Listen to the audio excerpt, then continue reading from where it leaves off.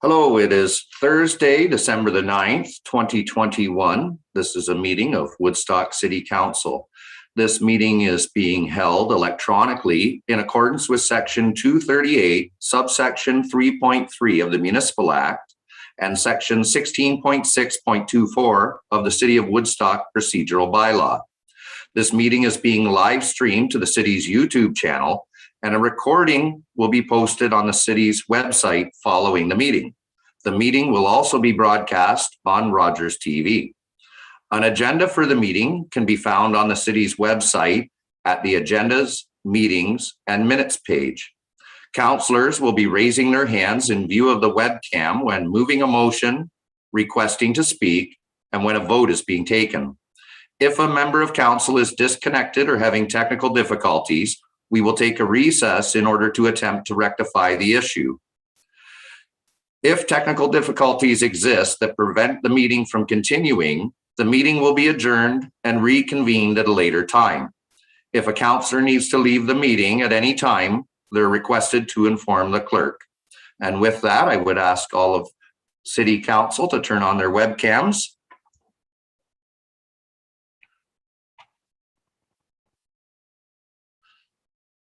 Welcome. Any disclosure of conflict of interest?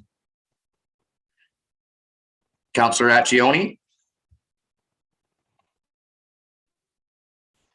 Yes, I do have for, I believe it is item 8B. Yes, 8B. Do have real estate interest in the area.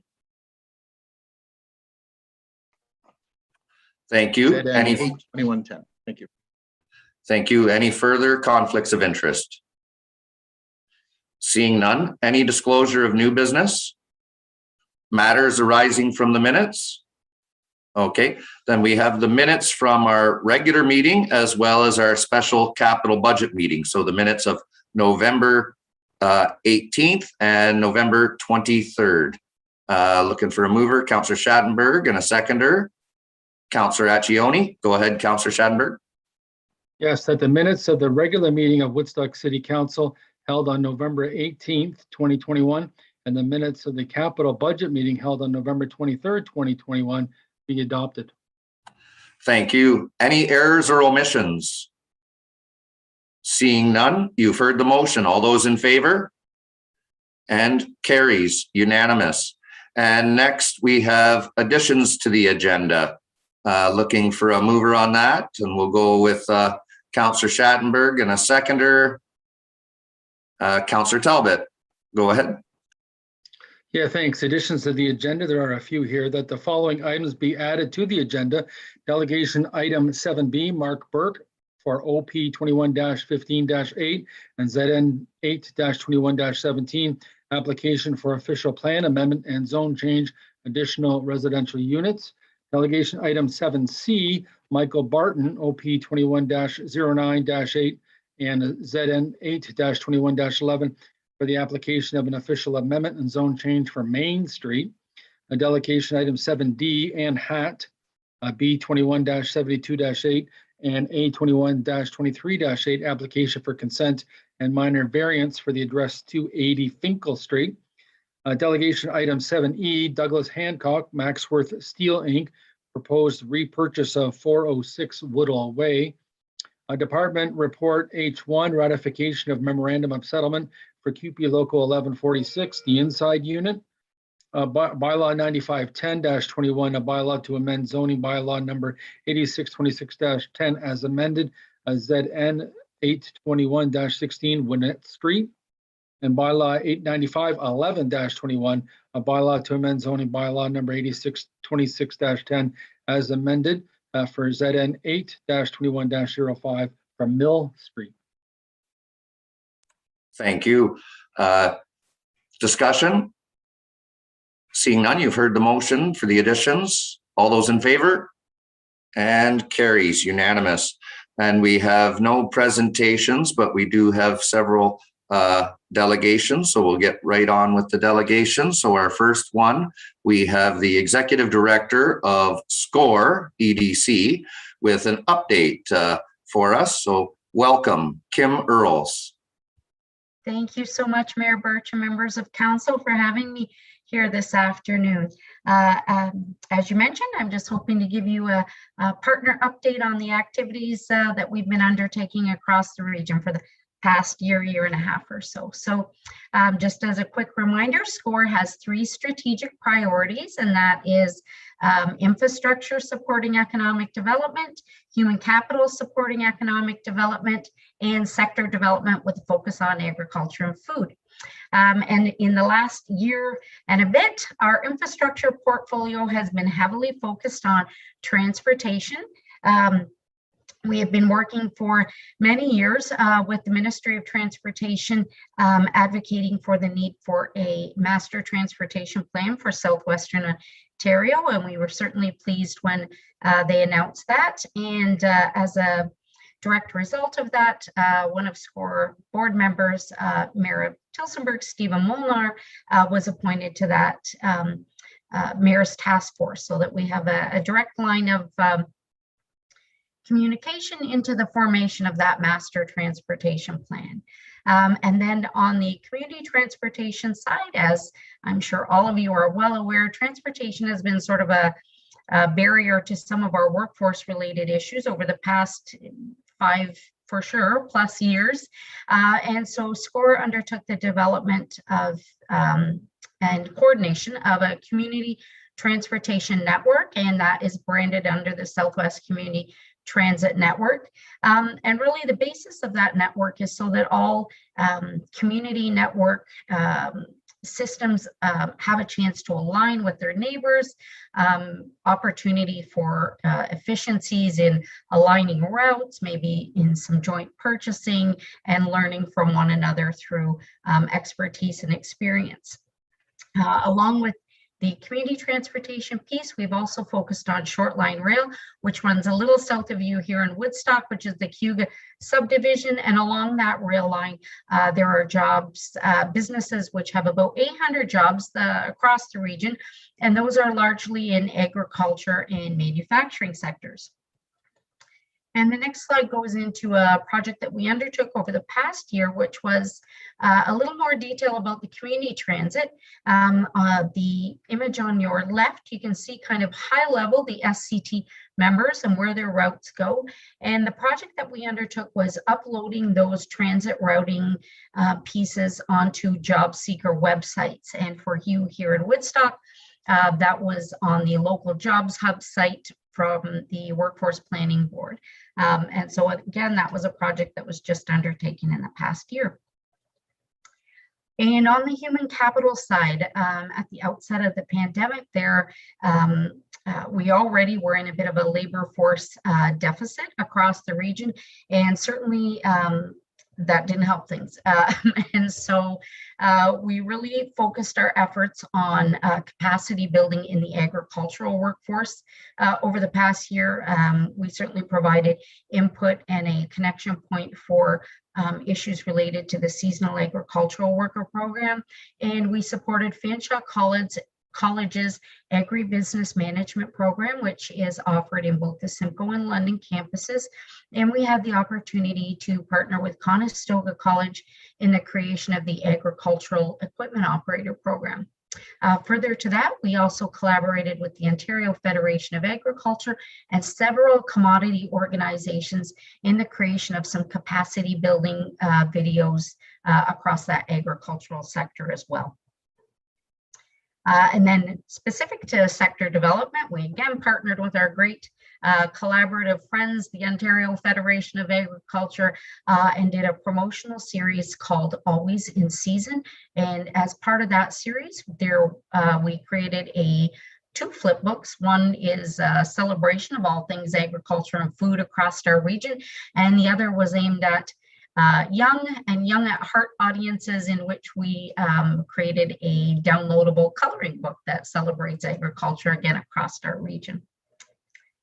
And then some advocacy work that we continue to do. We had 25 delegations and meetings with cabinet ministers. We continue those ongoing communications for issues across the region.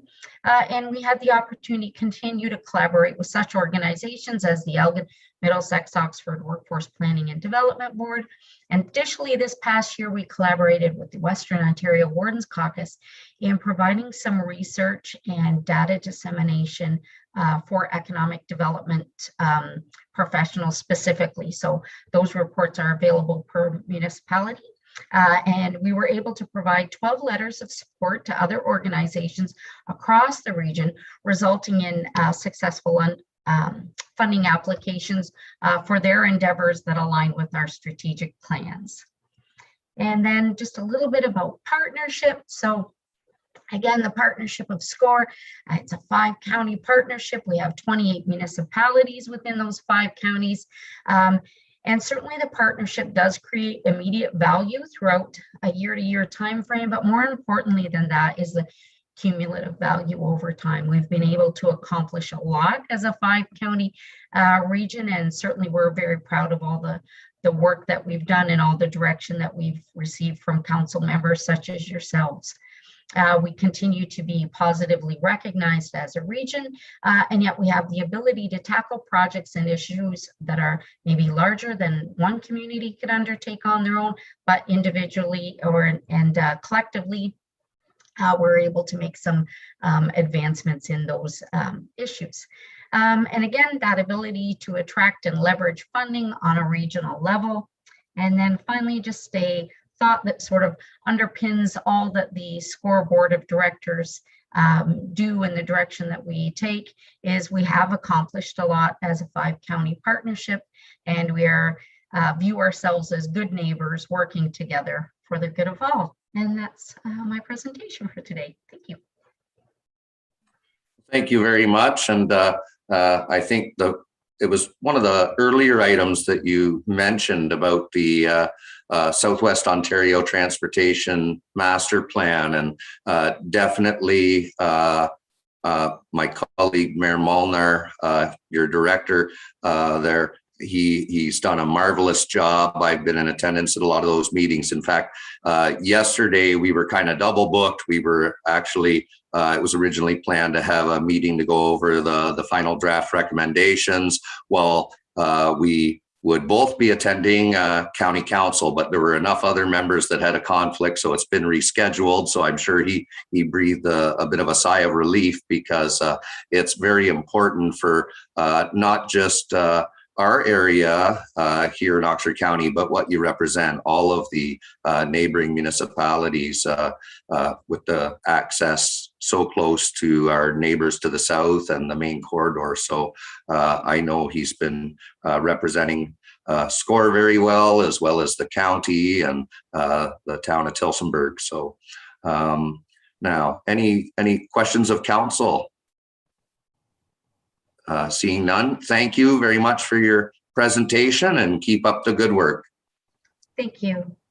And next up, we have Mark Burke with us regarding one of the applications that we'll have a little later on our planning agenda. So welcome. Thank you, Mayor Birch. First of all, just I want to say thank you. I've been watching and participating in council meetings and committee of adjustments and land division committee meetings for, I don't know, about 5 years now. And I think the one thing that from the outside looking in that maybe all the public doesn't get to see is that I think it's easy to see when you watch that you all care. I really do want to give you credit for that, because I think you're all extremely invested and caring of Woodstonians. So I really do, I wanted to pause and say thank you for that. You're also tasked the unenviable task of keeping everybody happy. That's a tough one. But really, to put that in perspective, to balance the and it's funny, to balance the rights of the individual versus the needs of the community. That's a tough challenge. And so I thank you for sitting in that chair when I sit in this chair, because that is just really tough. So I do appreciate that. And then, it's funny, as I reflect on the, disclosure of conflict of interest, it just kind of, I was reflecting on that, thinking I have a massive conflict of interest on all of this. I do land division work with clients. I have properties. I'm a landlord. I sell property, so I've got a vested interest in things moving. But also, on the other hand, you know, I've lived here for 40. How old am I? So I've lived here for 45 years. I have a bunch of children, some of whom are trying to get into the housing market. Some are renting homes, renting properties. Got grandchildren, so I'm thinking about the future. And then also, you know, this is kind of brings me maybe to my first point is, so maybe I have an interesting perspective to share, and that's why I wanted to be here, is to share that really, if you think about it, I have a vested interest from many, many different perspectives. And so maybe I'm not that different than you, although I don't make the decisions, right? But the first thing that I think that I wanted to challenge as I thought about myself as a local, I know that sounds kind of a funny thing, and I think we do think about that, right, as local versus Toronto people. And this has been a real trend, right, with COVID and let's call it the urban exodus, that, you know, smaller communities like ours are seeing an influx of out of towners or come from aways or whatever we want to call folks that are not locals. But having said that, you know, I reflected back again and said, you know, 45 years ago, my folks were Toronto people. I admit it. I'm a Toronto person. I was born in Toronto. My folks are Toronto people, and they moved to Woodstock for a life of affordability, right? They moved here for affordable housing. My dad took a teaching job in Norwich and then taught in town at Huron Park and Cass for, 35 years. So I consider myself a local, but I'm really, I'm a local one generation, you know? So really, I think we need to challenge ourselves to think about that in terms of the past and the present, and then the future. There are future locals that are moving here today, right? And when we're done our time in business or done our time serving the public, they will be the locals to carry on. And so it's kind of an interesting perspective to think about, you know, what does it really mean? And I thought we have to be good stewards. Like, we're stewards of what we have here today. But we're just stewards. We're not, it's not ours forever. And so that's maybe part of what I'm going to ask. I submitted a presentation. I'm just going to skip right to the end and get kind of to the meat. We need housing. Right now, just for a second, try to do a summary, because I know you have a lot of really important things to cover, and we got to keep it to the time limit. I'll keep it tight. So we need more housing. We need more housing. We desperately need more housing. I get calls daily from people looking for rental units. We need more housing of all different shapes and sizes. 30% of Canadians, 1 out of 3 Canadian households rent. And that maybe is my second point, is that we need to change the discussion. We need to change our own mindsets around renting. Benjamin Tal, the deputy chief economist for CIBC, he was quoted in a presentation saying, "You're 35 years old, you're married, you have 2 kids, and you're renting. Nothing is wrong with you." We have to change the way we look at the rental market and the way we treat the rental market. Tenants come in all different shapes and sizes. They are regular people. And we somehow have gotten to this point where we consider renting less than owning. And I would disagree. Most of the tenants that we work with enjoy their home, no different than the people that own their homes. And the flip side of that is investors are not bad people. Investors are typically, most of the clients that I work with are local people that are business people typically, and this is their source. They do not have a pension income. This is their source of future income through investing in the community, and we need their investment. The city, the province, the county, we are not going to provide housing solutions. It's physically impossible to generate the capital from a government perspective. We need individual investors to invest in our community.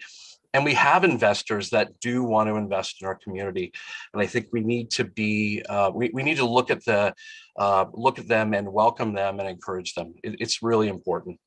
I think the last piece that I just want to focus in on is the bylaws work. I put some examples together of projects we've worked on. that they work. They're great projects. We need to continue to do that for sure. We need to unshackle the planning department and help them to make good decisions. They're smart people, they work hard, they make good recommendations. But I've got a few projects that would be fantastic for the community that don't fit the parameters. They would be great for, I think if we looked at them all today, we'd go, wow, this is a no-brainer, easy. I can't bring it to you because it would not pass our current bylaws and would not fit. So I think that that's maybe the one thing that under the ARU, and that's why I'm here today, is I want to encourage, there's a desperate need. We need to increase rental supply. That will bring rents down, that people just need homes. Forget about bringing rents down or not. They actually need physical homes instead of living in mom and dad's basement. We need a solution that will bring rents down, and it will be good for our community. And I think you have a bunch of good local investors that are willing to put their capital at risk and do something that's good for the city long-term for Woodstonians today, lots of them, and then also for the Woodstonians of the future. I think that's it. Thank you very much. Thank you. And you hit on some points right off the bat. I was just in at the local barber shop with my son to see if they could trim out some of the white hair. And of course, in those settings, some of the discussions that take place, one of them right away was about the constraints on the residential market right now, whether it's homes, apartments, everything along the continuum, affordable housing, stuff for what we're working on for some of the people that are visible in the downtown as well. Now, what came up in that discussion was again about some of the pressures and these out-of-town people from Toronto. Now, one of the people that was leaving the chair was someone who, of course, I won't say the name here in council, but they'll be watching, listening to this meeting either live or later on the city's website. And there's someone who went to school here, started their career here. Their career took them to Toronto. They worked diligently at that job for over 35 years. After retirement, looking to downsize and change in lifestyle. Of course, the market in Toronto was still what it is, which when we look nationally, Vancouver, Toronto, et cetera, it's just astronomical. And of course, his aging mother is still here in Woodstock, in her home. There's lots of help in the community and services and activities at our Southgate Center, et cetera. But he felt it was time to be close to her again and come back to his roots. And he came, stayed with her for the first little bit, and started to put offers in on some of those homes that have been up for sale and outbid. But finally, he told me with I could tell he was smiling under that mask, you know, with the squints at the eye, and telling me how he finally got his own place, and it's a block or two away from his mother's, and he's just so excited. And so here he is returning to our community. And I asked him, you know, about the bids on that one. And of course, it went well over asking, but he said that it was still less than half of the price for something similar in Toronto that wouldn't be quite as nice, wouldn't have the same quality of life, the same type of neighborhood. And after he left, that's when the discussion continued. There were many other people there saying the same kind of thing, and that they wish that people would understand that these are a lot of them are Woodstonians returning here, and the struggle is real for a lot of seniors, that they have homes that they would like to offer up for sale to young families, but the apartment buildings and everything else, before they're even finished construction, are already rented out. And so I really think that, you know, this council is aware of that problem. We've dealt with this report that's coming up on the agenda several times now with the county planners, and asked for some unique ways to look at it here. So I really appreciate you coming forward. There's a lot of other people involved in the real estate market here in Woodstock that I'm not sure if they took the same kind of interest, and I'm glad that you did. And just as a FYI, your father helped me with mathematics in high school at that point where all of a sudden it changes, and he helped me through that struggle so that I could look at the numbers differently and actually excel and have a career based on these financials, whether in the banking or other governments or here in this role. So just want to thank you. And with that, I'd ask as questions of counsel for Mr. Burke. And it looks like no. So thank you very much for your presentation. And I'm sure you'll be interested in hearing our discussion as we get to that item a little later on the agenda. Next up, we have Michael Barton regarding Main Street. And this one has a change that'll be taking place, but we'll get to that later. And welcome. Thank you very much. Yes, I won't, I presented before Planning Committee earlier this week on this file, so I was here to provide counsel with some of the information I provided there and some additional thoughts. However, the owner did meet with city staff earlier today to discuss the proposal and some of the concerns that were raised at Planning Committee and in the staff report. So they've agreed to look at some opportunities to get staff support for the application. So they're requesting a deferral of this matter to January council to bring the matter back. So I think I could reserve my comments until I see the modifications that are made and the revised staff report, and at that time come back before council to discuss that matter. So I think that's probably the change you were referring to, Mayor, on this matter. Thank you very much. And yes, so questions of council? Okay, seeing none. So for the viewers at home, this was the application for, let's see, Maine at Wellington. And we'll have a new plan coming forward and look forward to discussion in the new year. So thank you very much for that update. And let's see, next up will be about the minor variance at 280 Finkel Street. And we have Ann Hatt with us. Welcome.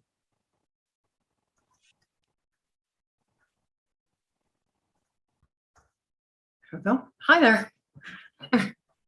I realize that we do need housing and this is probably going to go through. So I just have some questions. Is there anyone that works at the city that can help me on my side, hopefully come up with a plan with, I think his name's Ali, to help protect my health?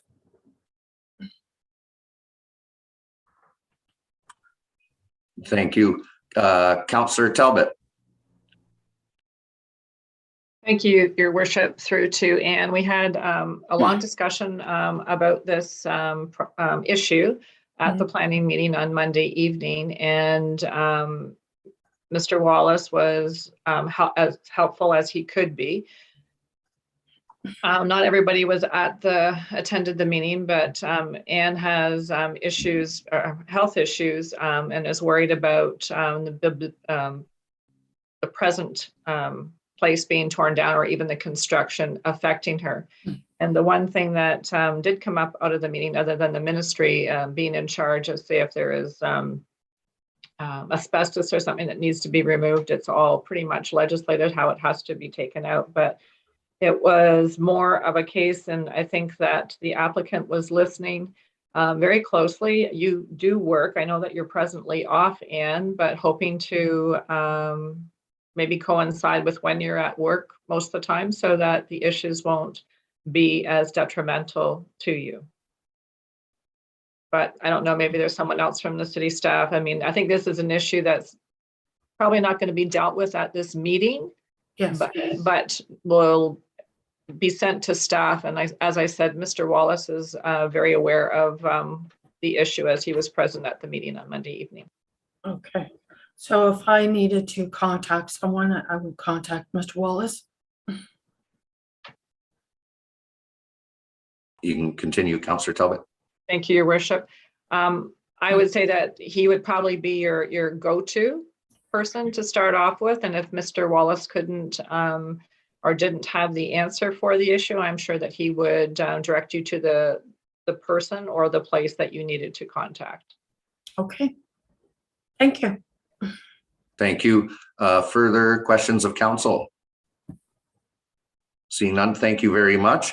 And our next is we have the proposed repurchase of 406 Woodall Way. And from Maxworth Steel, we have Douglas Hancock. Welcome. Thank you. And good afternoon, Your Worship. Good afternoon, councillors. I'm here on behalf of Maxwell Steel Inc. and the Sharma family. The last 20 months have been an extraordinary journey for all of us, an extraordinary time. Our client closed the purchase of this lot on March the 12th, 2020. Imagine that timing. A few days later, the world stopped. Oh, okay. No, I did not know. All right. Yeah. March the 12th. I was trying to figure. Wouldn't have gotten. I remember taking his. Fire Chief, you've got your mic on. There we go. Thank you. Sorry about that. Go ahead, Mr. Hancock. That's all right. Early on in the pandemic, my motto became that we got to cut people some slack. The grocery store clerk, the CRA representative at home, even I think all levels of government acknowledged kind of the imperfection of everything that was transpiring. Our client had significant cash flow challenges. I'm personally privy to some of that, a very large project that had significant supply chain challenges. Our client has also dealt with some systemic delays with the city, the site plan and its permits. The draft plan is in its final stages. Our client now has the financial wherewithal and is fully committed and wants to be part of your community. Once the application is finalized, in part at the end of the city, it's ready to go and will be prepared to commit to construction within 8 weeks of approvals. I think all things considered, this is as much a question of fairness in the light of extraordinary times we haven't seen in our lifetime. Most of us knew kind of vaguely of 1919 and the last pandemic in our generation. I think this cries out for the opportunity to give our client a reprieve and allow them, we've asked for the end of November 2023 to complete. Thank you. Thank you. Questions of council? Okay, seeing none. Thank you very much. That's it for our delegations today. And on all of these, let's see, we will have one resolution. So a resolution on the update from SCORE from Miss Kim Earls. So let's see, we'll go with Councillor Accioni and Councillor Schadenberg. Thank you. Move that Woodstock City Council receive the annual update from SCORE EDC as information. Thank you. Discussion? Seeing none, you've heard the motion. All those in favor? And carries, unanimous. And so next up, we have our planning reports, and we'll get the first one on the floor. So this is the one for the additional residential units, and looking for a mover and a seconder to get it on the floor. So we'll go with Councillor Accioni and Councillor Petter. Go ahead, Councillor Accioni. Yes, thank you. For the sake of moving on the floor, Woodstock City Council received report number CP 2021.404, and further that City Council directs staff to bring amendments to the official plan and zoning bylaw related to additional residential units to council for final consideration in January of 2022. Thank you. And with that, today we are joined by Gord Huff, the Director of Planning from Oxford County. So welcome. Thank you, Mayor Birch. So to jump right into this, the applications that we're speaking of here today are to do with amending policies, the official plan and the city's zoning bylaw to allow for the implementation of what we call additional residential units, or I'll call ARUs, through the course of what I'm talking about here today. And that an additional residential unit is just what it says it is. It's basically allowing for another unit to be constructed in a low density housing form, like a single detached dwelling, a semi-detached, or even a townhouse is basically what that means. So we did a fairly detailed review of this at the planning committee meeting on Monday. So I'm going to do a much briefer one today for council and with lots of time for questions. But certainly the whole issue of additional residential units is born of recent amendments to provincial legislation and provincial regulations around ways of trying to improve housing supply, increase housing supply, and increase housing affordability. The legislation generally requires municipalities to enact policies and zoning provisions that authorize these ARUs in low density residential housing types, as I mentioned, low single detached, semi-detached, and townhouse developments. And the provincial, certainly all of the legislation, the regulations, and a lot of even the guidance and training that we've received points to the province looking at having these implemented on a very broad basis across communities across all of Ontario. And that has certainly been the position that staff has taken, is that broad range has always been the approach that should be the starting point for any municipality considering these. Through the course of the last year, we've had a lot of discussion here at City Council. We've had a number of reports come forward, a lot of detail about the background, about what other municipalities are doing with these. And from that, Council had directed staff to proceed with the implementation of for ARUs through policy and zoning on a more of a limited approach, kind of a phased basis that would look at certain neighborhoods in the city on the idea that you'd be able to monitor the implementation, and going forward, then be able to see how they're working, what sort of impacts there are on the neighborhoods that they're being permitted in, what sort of impacts in terms of parking, traffic, all those sorts of things that would then be able to be considered as you look at perhaps other neighborhoods going forward in the future. So with respect to the official plan amendments, we've drafted policies that are, and that's what are in the report, and are very high level enabling type policies that are reflective of provincial policy in this respect. They can contain comprehensive site review criteria to inform and support the city's development of appropriate zoning provisions that would be used to implement ARUs. And the policies also support detailed local direction where they might be permitted, and what sort of standards might apply to those. We believe these policies that we've drafted are in compliance with, or are certainly consistent with, is the language of the province with provincial policy. And one of the key things that we put into this policy, I'm not going to go through all the details the same way I did with on Monday evening, but certainly one of the key things is that we are proposing that in these policies for the city of Woodstock, that getting back to my original comments about the monitoring and doing this on a phased approach, is that the intent would be that these applications, or this the implementation we've done through largely a kind of a comprehensive approach initiated by the city of Woodstock, as opposed to individual applications coming forward for these types of units over time. Again, that would be very much contingent on the commitment to monitoring, to reviewing and bringing back, considering this thing on a periodic basis, this whole issue, to ensure that the city is continuing on the right track with respect to the implementation. So from there, Mr. Mayor, of course, the zoning bylaw provisions that we've prepared are in accordance with the direction of council on that phased approach.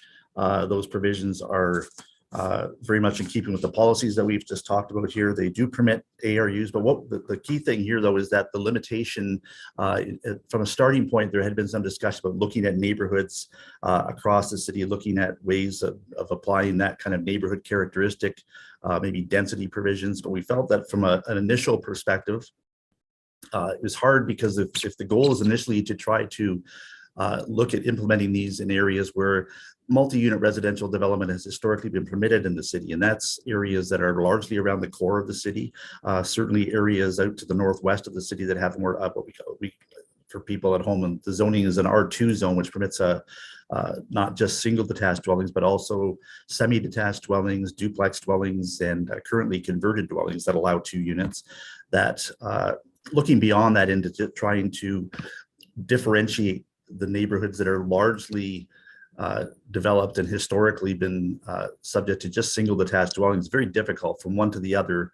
Not a lot of characteristics that you could choose from one neighborhood to the other to suggest one should be allowed to have ARUs and one shouldn't. So we thought from an initial perspective that this phased approach, looking at the R2 zones and by extension, anything zoned in entrepreneurial district around the city core, which also permits uses in the R2 zone, would be a good starting point in accordance with the provisions of the bylaw.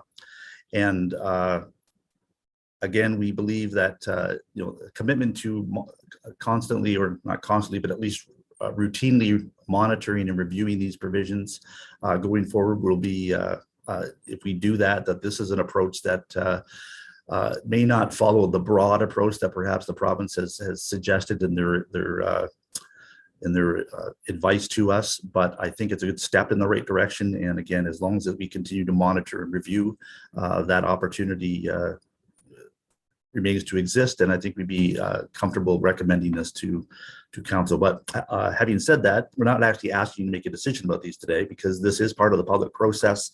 We had a public meeting on Monday of this week. We have been receiving additional correspondence since that meeting. We've received a number of inquiries and correspondence prior to that. And the goal here is to basically collect all of this information to look at these amendments, and including comments we received even from your own staff on the zoning side of things, to tweak those in a way that we can bring these amendments back to council in the new year for final consideration. So those are my comments, Mr. Mayor, and I'd be happy to entertain any questions. Thank you very much.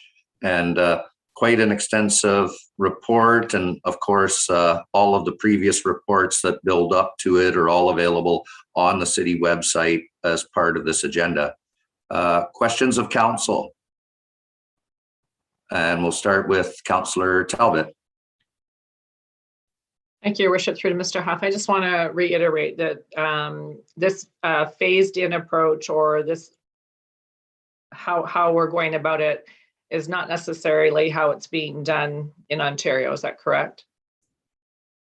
Yes, Your Worship, through you to that question, that's true. Our review is that by and large, it's been implemented in a much broader, broader in most communities that we've reviewed.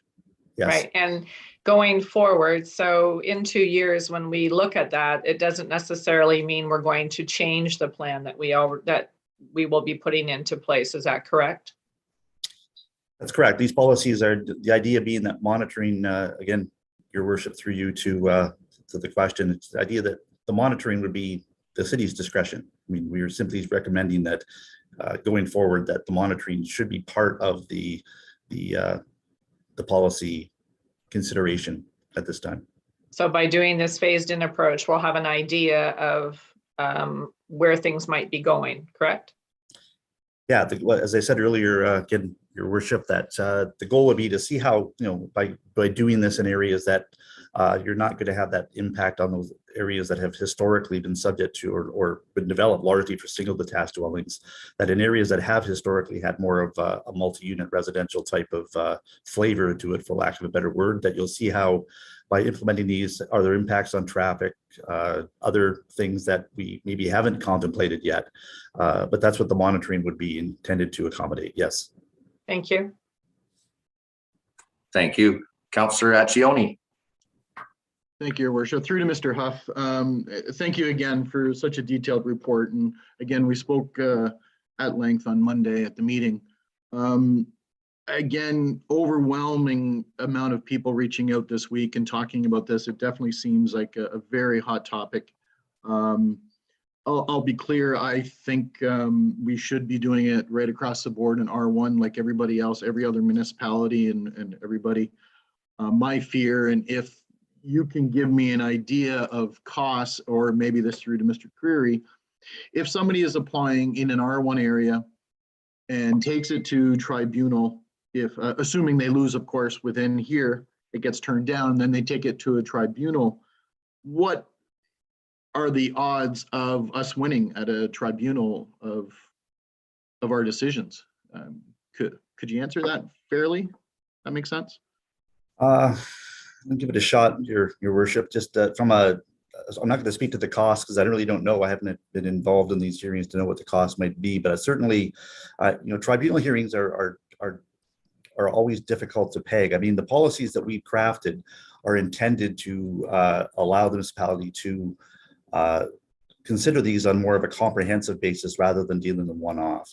Of course, there's no, legislatively, you can't stop somebody from making an application for something. And if they were to proceed forward, I mean, we think that the idea that you would do this comprehensive, I mean, I always say that in a perfect world, theoretically, you create an official plan in the zoning bylaw that would never be amended because you've done such a great job. But of course, that's never the way that these things work. So people are always going to look at making amendments. But I think if our perspective is that comprehensive approach is one that we would be able to defend on a basis that we're monitoring, we're going to review this thing.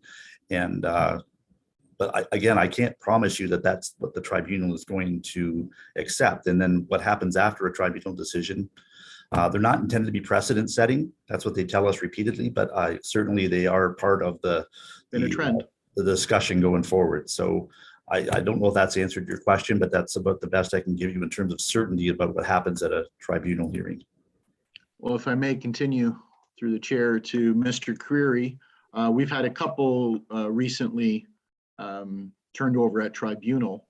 I'm just curious. Point of order. This is only questions for the planner. I think your question will be later to the when we're considering it. Thank you, Councillor Tate. We'll do that. Fair enough. Under consideration. Further questions for the Director of Planning? Councillor Lauder. Thank you. And through the mayor to Mr. Huff. If we will open this wide up for all R1s, as what the province is asking us to do, do you think that the majority of these R1s would change to R2s? That's what the majority of people would be looking for, to be able to, at least they can buy a single family dwelling and then they can change it into the 3 units it's available, well, the additional one in the house, and then if there's another building that it can change. And so I just feel that coming in, and there would be we would be losing the R1s. I guess that's what I'm saying. Do you see this? And if we were to ever open it up to the full R1?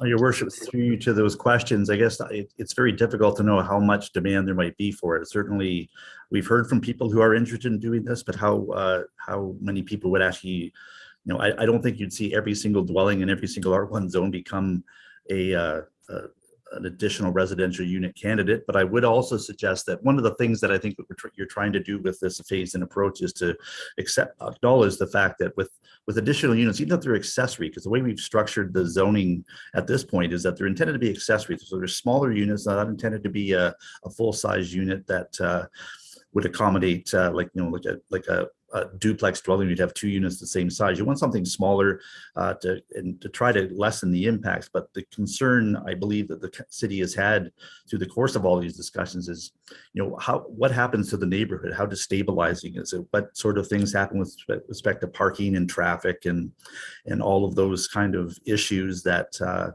if you had a big uptake in a certain neighborhood, for example, it certainly could change the complexion of the neighborhood. And there's other issues too that we've looked at and we've been told by the province that they aren't necessarily critical of their considerations, or things like servicing capacity. What happens when even if they're accessory structures, those additional units do use capacity? So what is the impact? And I don't know the answer to that question, but certainly, reviewing these things the way we're approaching it right now, I think is appropriate. But So to answer your question maybe a bit more directly, I don't really have a good answer for the uptake, but certainly, the opportunity would be there for people with the broad implementation to allow for those currently R1 zone neighborhoods to allow for those in accordance with the provisions of the bylaw, which are contingent on things like parking, landscaped open space in front yards, a lot of things that go into that. But certainly, the opportunity would be greater with those changes than they are now. One more. Yep, continue. One more. So what is proposed in there, and it's 40%. So if there was the apartment and the other building, say that there were a garage or something that they were going to change into accommodations, does those total of those two have to be 40%, or is it just the apartment that might be in the house and then that other building is an addition, or how does that work? Through your worship, what I envision in that case is that the 40% would be, because keeping in mind that you're allowed to have where you would be allowed to have three. You'd have one could be in the dwelling, one could be in the accessory. You couldn't have two in the dwelling or two in the accessory. So the 40% of the floor area would be would not be cumulative. So each of the units would be 40% of which is one of the reasons why we incorporated that 1,000 square meters on the accessory unit structure, in order to accommodate or to address the matter of coverage and lot coverage and amenity space and parking and so on and so forth. But I also just point out too that certainly in any areas we haven't really had a big uptake in the past. We've had policies that even currently generally speak to allowing for dwellings and accessory structures and backyard infilling. We really haven't had a large uptake of that over the years, the same way we've had with other types of infilling development or even converted dwelling types of applications that you've dealt with more recently. Those have historically been the lion's share of what we've dealt with. But anyway, that's the answer to my question. Thank you. Thank you. Thank you. Further questions of council? Councillor Schadenberg. Thanks a lot from the mayor through our planner, Gord Huff. I guess if you look at other counties and other areas of the province, everyone really is writing their own sort of playbook to the response to the More Homes, More Choices Act 2019. Because I believe the Brantford rule only allows either or. You can either have a basement apartment as your additional residential unit or an exterior building, but not both. They don't allow both. Could that be a possibility here? So you certainly wouldn't have three unrelated people living on the same property? Your worship, I'm not going to, I think, I know that Brant County had implemented initially their policies that way, but they've actually also expanded them more recently to go to the 3 units. I don't know that Brantford has ever done that. I stand to be corrected, but I understood that Brantford's implementation was basically the same potential for 3 units per site in accordance with provincial policy. And again, Brant County did initially, they kind of phased it in, and then after they did the one either or, then they went to a broader 3 unit. Can I continue? I guess one more question for Gord. If the province of Ontario looks on Golden Horseshoe or higher density populated areas, and Golden Horseshoe is the one we often talk about, why would they? Again, I'm trying to put your mind maybe in the premier of the province of Ontario, but why would they lump Woodstock into that is not really a big college town, or certainly not a university city, and even other smaller communities? For example, even something like Ingersoll or an area that's not even an agricultural dependent area like a Kincardine or something like that, all have to play by the same sort of playbook and allow some things that, and it's not one of those not in my backyard ideas. It's coming up with something that makes sense for Woodstock that would be something that would certainly be too strict, say for Hamilton or Toronto. Yes, Mayor, through you to that question, I can tell you that historically, and like all things, provincial policy gets applied usually pretty broadly. There's not a lot of differentiation, and we always make the comments about how it's kind of Toronto-centric, that the way that things get developed. But I think in the case of these policies and provisions that the province has come up with, respecting it's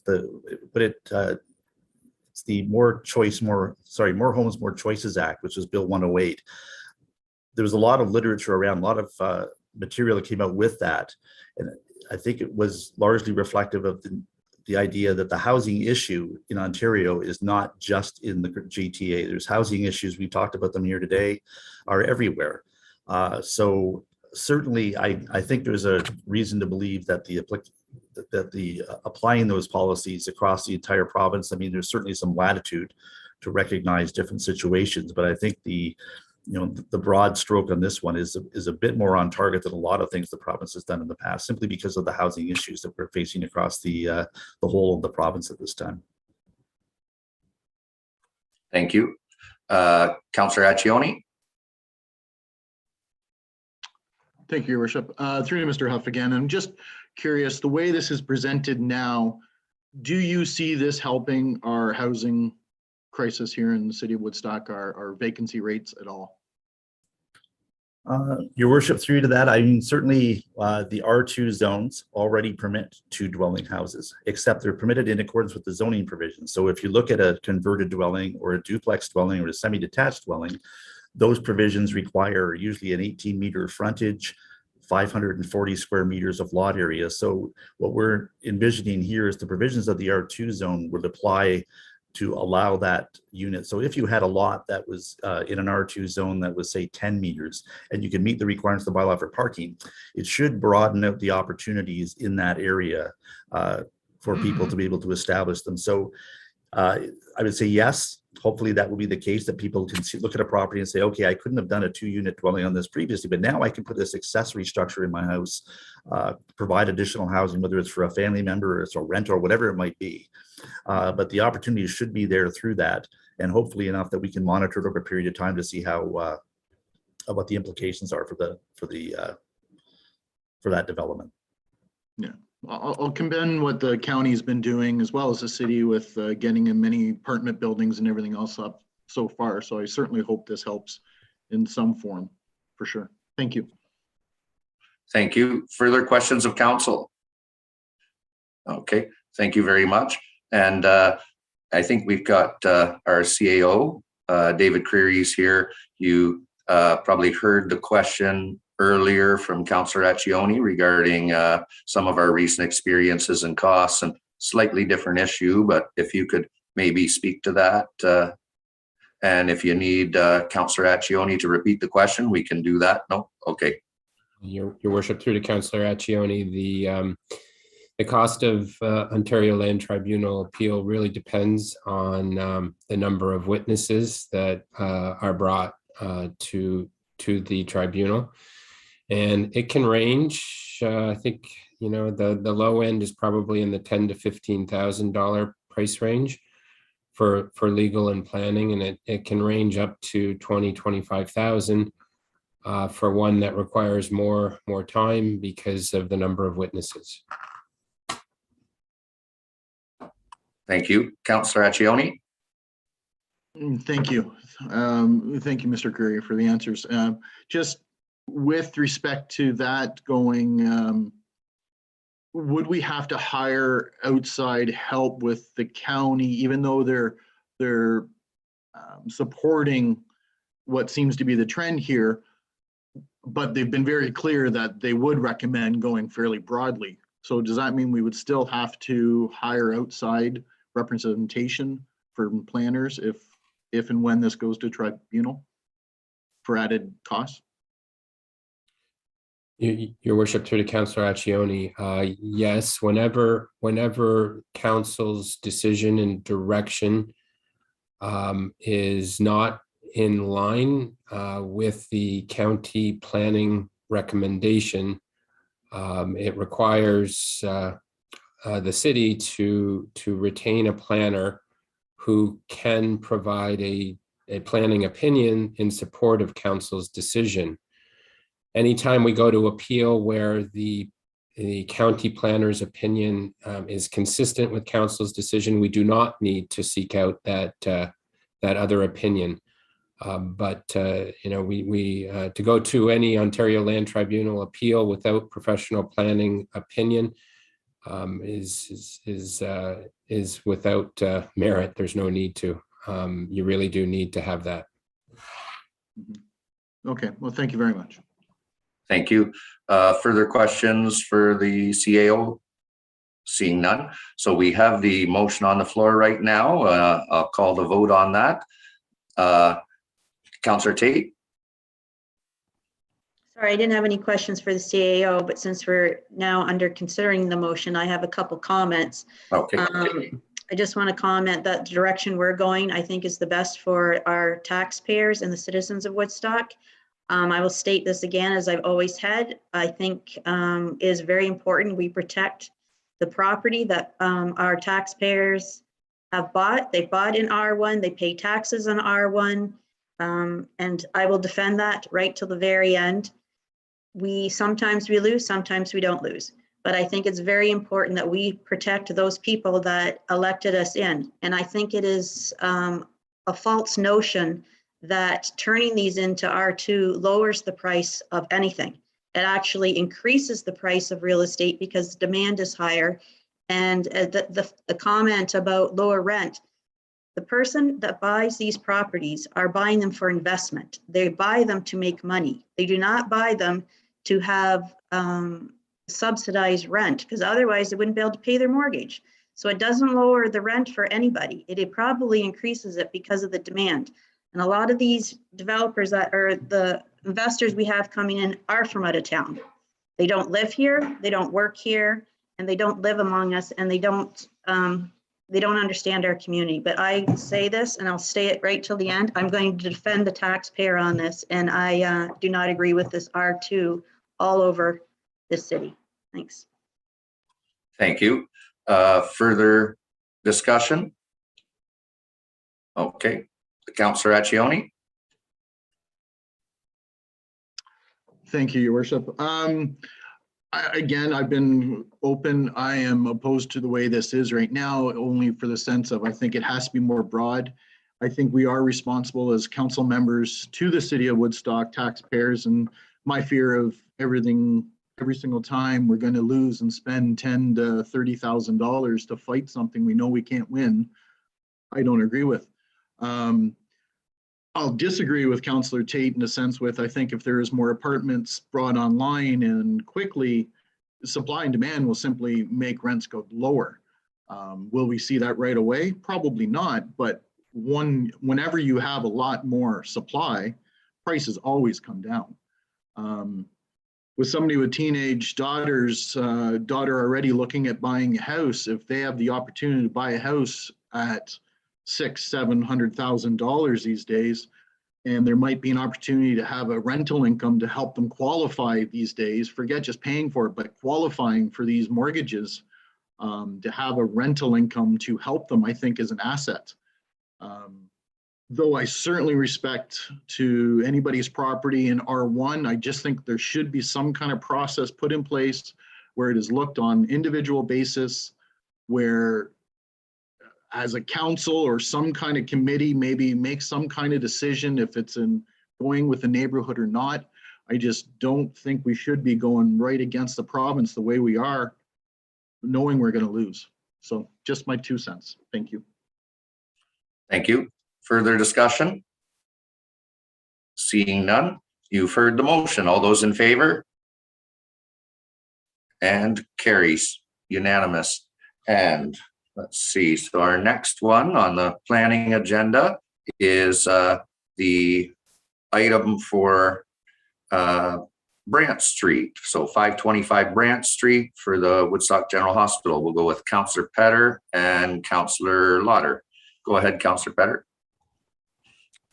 Yes, I move that Woodstock City Council approve the application for lands described as part lot 6, 7, 16, and 17, Block 5, Plan 49, Parts 2 and 3, 41R-9665 in the city of Woodstock to rezone the subject property from Special Residential Zone 3 to Special Active Use Open Space Zone 4. And further, that any comments received from the public were reviewed and considered before the decision was made in relation to this planning matter. Thank you. And we have our planner with us today. Welcome, Ms. Hashler. Thank you. So this application for zone change is for the lands that were formerly the Woodstock Hospital site. And basically today the zone change is to satisfy a condition of severance. And as Councillor Piddok pointed out, the zone change is to rezone the lands from R3-19, so a special residential zone, to an active use open space zone with special provisions. And so today, the two portions that are being rezoned are just these very top northern corners of the parkland.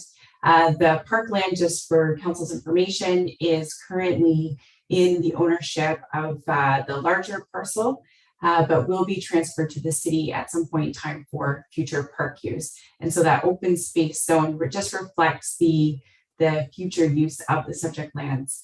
And so the rezone will make the entire parcel, that will be the parkland, it'll make the zoning consistent and allow for, facilitate that future use.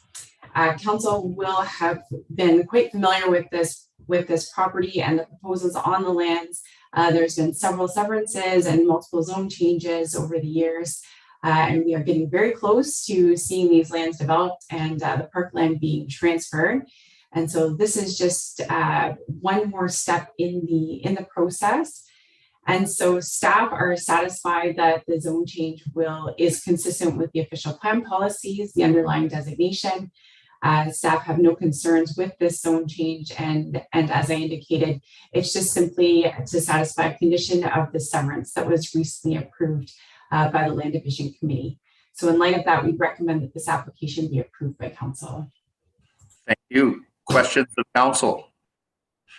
Councillor Piddok.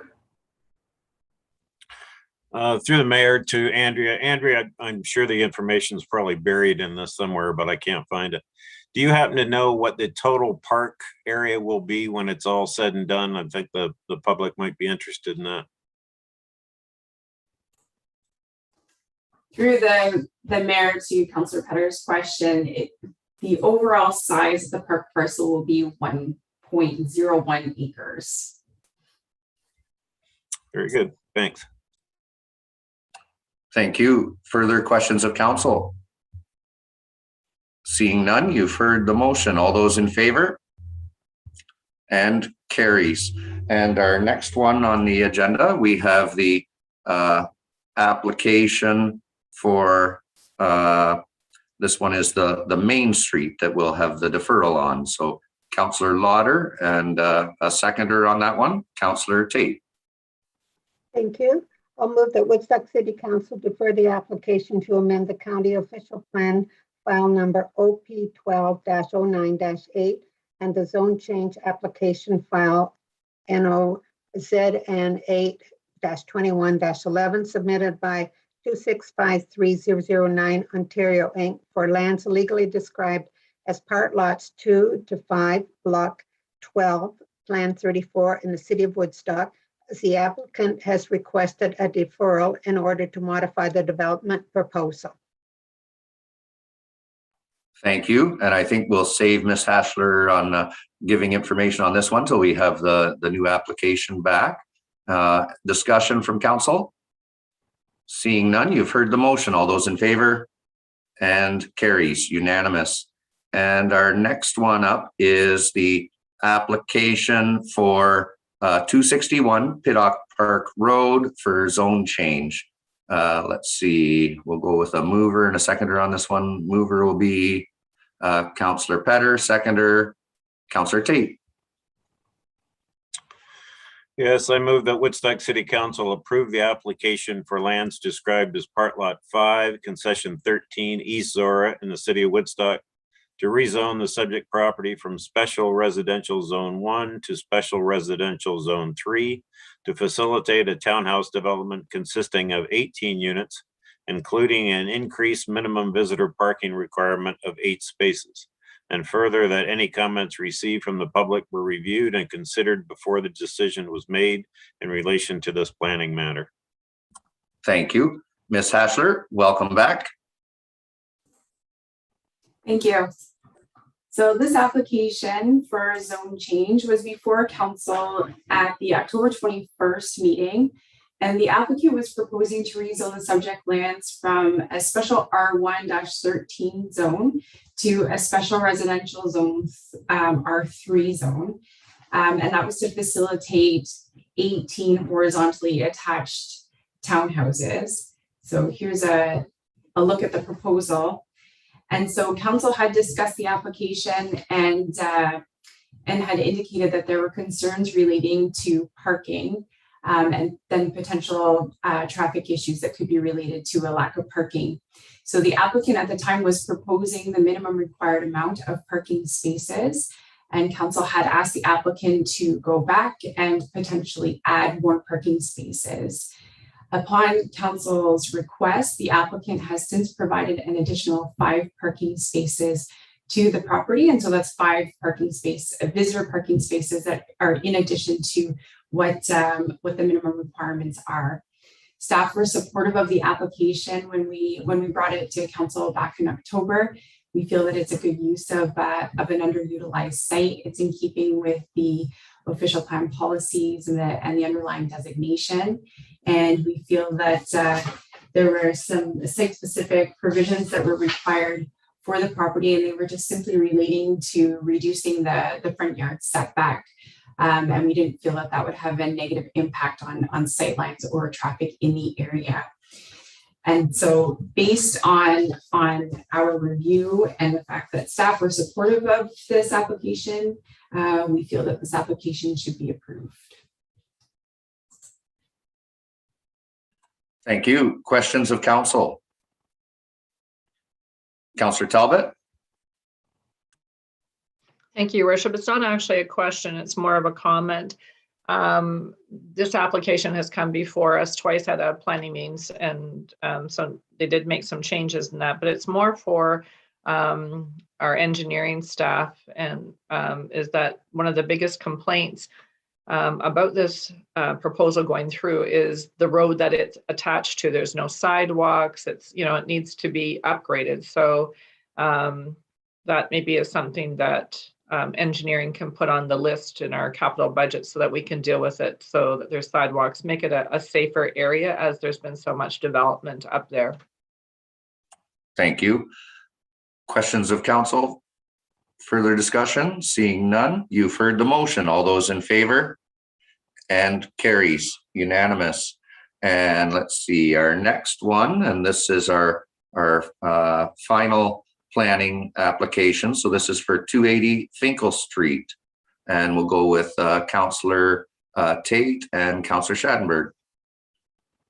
I'll make the motion that Woodstock City Council advise the Land Division Committee that the city supports the proposal to sever the subject property subject to the following 8 conditions, and further that the Woodstock City Council recommend approval or minor variance application A21-23-8 submitted by 12692A81 Canada Inc. for lands described as part lots 34 and 46, Plan 77 and Part 3, 41R-5399 City of Woodstock, that relates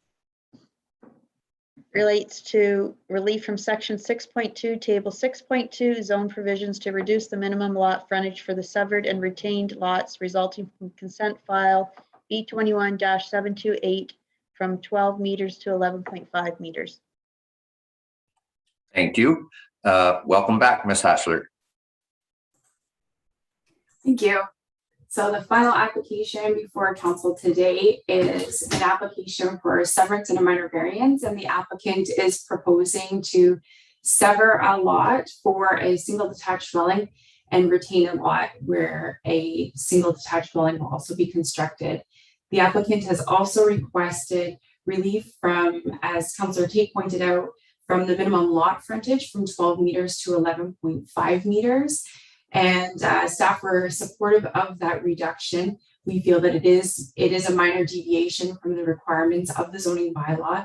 There is, although it'll have a reduced frontage of 0.5 meters, the lots are over 97 meters deep, and they result in a total area of over 1,100 square meters, whereas the minimum requirement for an R1 lot with 12 meters of frontage is 370 square meters. So based on that, we feel that there's ample space to accommodate single detached dwellings on each parcel, meet the minimum requirement for setbacks, parking, and each site can provide ample space for landscaping, outdoor amenity space, and grading and drainage. The parcels are in keeping with the policies of the official plan. It's a form of infill housing. It's in keeping with the low density residential designation and the policies. The agency circulation indicated that through the agency circulation, it was indicated that staff were supportive of the application, and a number of conditions were requested to be included as conditional upon the approval, which are fairly standard conditions, which we have included for the Land Division Committee's consideration. In light of our review, we would recommend that this application be approved. Thank you. Questions of council? Seeing none, you've heard the motion. Question, Councillor Schadenberg. Yeah, thanks, Your Worship. Through to our planner. I guess the one question would be, is the developer on Monday night alluded to the fact that it wouldn't be possible to save the existing house and to build an infill house behind it because of the depth of the lot. Is there a reasoning behind why that could not happen and why they were going to be building two brand new homes? Through through the mayor to Councillor Schadenberg's question, we actually spoke with the applicant when he was originally considering a severance application for these lands, and we had discussed that the rear yard infills sometimes cause concerns with neighboring property owners that have large backyards, and it can feel like somewhat of an imposition. Further to that, we also talked about the future, the ability to, and I'll just share my screen here for a second again, the ability to potentially have some sort of development that would occur back in here at some point in time. And so we were going to ask the applicant if he did propose some sort of rear yard infill, that he maintain a certain setback anyway, so that we could accommodate any sort of future development that could potentially take place in this area. That being said, we also had suggested that because it was only the frontage would only be reduced by 0.5 of a meter for each parcel, we felt that, as I indicated earlier, that as a minor deviation from what's required, and generally it seems to be more attractive to neighboring property owners if the houses are built right along, like adjacent to the street. And so that was just kind of a discussion that staff had with the applicant, and so this was the plan that we arrived at in the end. So it wasn't, sorry to be clear, there wasn't a concern with the depth. There's a significant amount of depth on each of these parcels. Thank you. Further questions of council? Seeing none, you've heard the motion. All those in favor? And carries unanimous. And next up on the agenda, we have correspondence. And the first item is from the County of Huron regarding the Homelessness Task Force. Councillor Talbot, and looking for a seconder, Councillor Tate. Go ahead.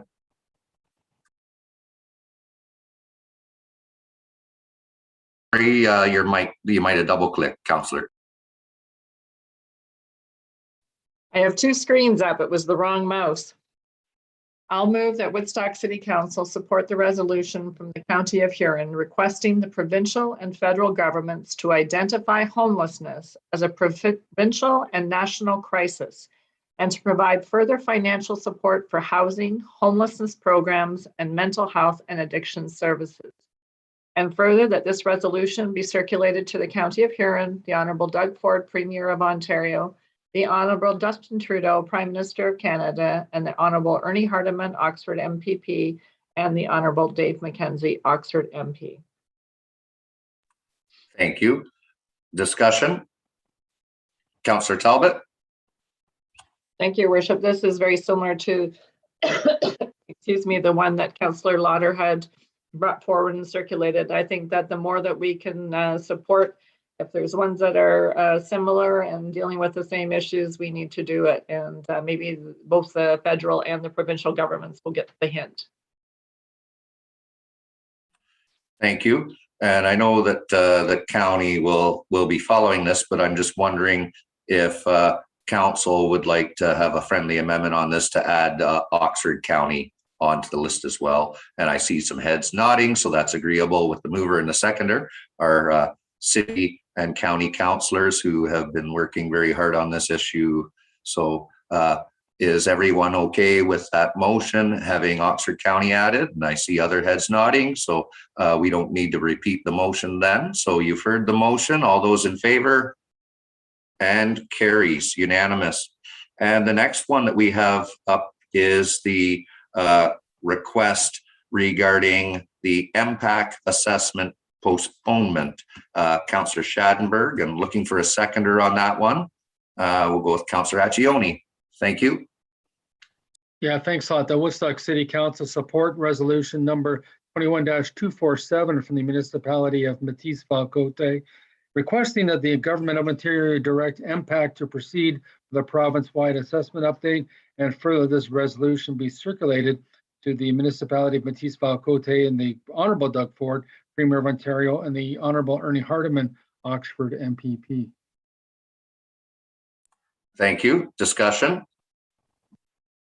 And we'll go with Councillor Schadenberg, then Councillor Lauder. Go ahead. I just think with the property evaluations getting much higher in the province, especially in Southern Ontario and in this area, that if you're using a calculation to create tax rates, mill rate, or whatever you want to call it, it's very difficult to say, take a 10 or a 15-year-old house and say, well, that's what it's worth, but that's what it was worth in 2016, and do some sort of a calculation when there's a brand new house in another subdivision, say 8 blocks away, that might be evaluated at say 700,000 because it's new construction, and say, well, here's your mill rate, here's what your taxes are going to be, and it's a real cause for confusion. And COVID or no COVID, I think MPAC should be updating, especially if that's the system they're going to use, evaluations for people's homes to have this the other calculator versus the mill rate for the city, which to calculate the overall dollars we need to do our business. Thank you. Councillor Lauder? Yes, thank you. I'm going to ask if Mrs. Campbell would speak to this resolution. I know she had some concerns, and if she could just let us know her concerns. Thank you, Connie, or Councillor Lauder, and your worship through to Councillor Schadenberg as well. The resolution itself speaks to a significant loss of taxation revenue as a result of the outdated assessments, and requests that the province-wide reassessment be completed in order to be able to collect property taxes based on actual property values. It's important to keep in mind that MPAC assesses all properties as of the same date. So regardless of the age of the property, they either move it forward if it's an old property, or they move it backwards if it's a new property, but they determine the valuation right now as of January 1, 2016. And that is in an effort to keep the playing field even. When we do finally have a province-wide reassessment, and obviously there is going to be significant changes in the assessments given the current real estate market, I would expect that that's not necessarily translating into significant change in our taxation, because we're still going to levy what we need to levy for our budget purposes. So regardless of if the assessments double, if we need to levy, say $100 million, $50 million, whatever we're levying, we're still going to, everybody's on an equal basis, and we'll have a corresponding decrease in the tax rates if our assessments were to double. So they do really try to keep everybody on a level playing field in that regard, so that you're not comparing a 100-year-old house with a brand new house and having significant changes in the valuations. I think the other thing that should be considered is just based now on the timing. When we rolled out the 2017 to 2020 assessments, our mailings in our region actually went out, I think it was April 18th, 2016. So that's really that's correlating to April 2022 for a current mailing if we were going to have a reassessment beginning in 2023. That's not very far away. And I think, I don't know if we would want to push Impact to get everything out in that fast a time, even though they say they're ready to go whenever. There hasn't been even a valuation date mentioned by the province yet. So I think that we would want to be a little concerned about having mailings going out in the spring of 2022. That's just my thoughts on the matter. Thank you very much for that. Further questions of council? Seeing none, you've heard the motion. All those in favor? And opposed? Everyone? There we go. And we'll move right along. Our next one is the request from Brian George for the theater.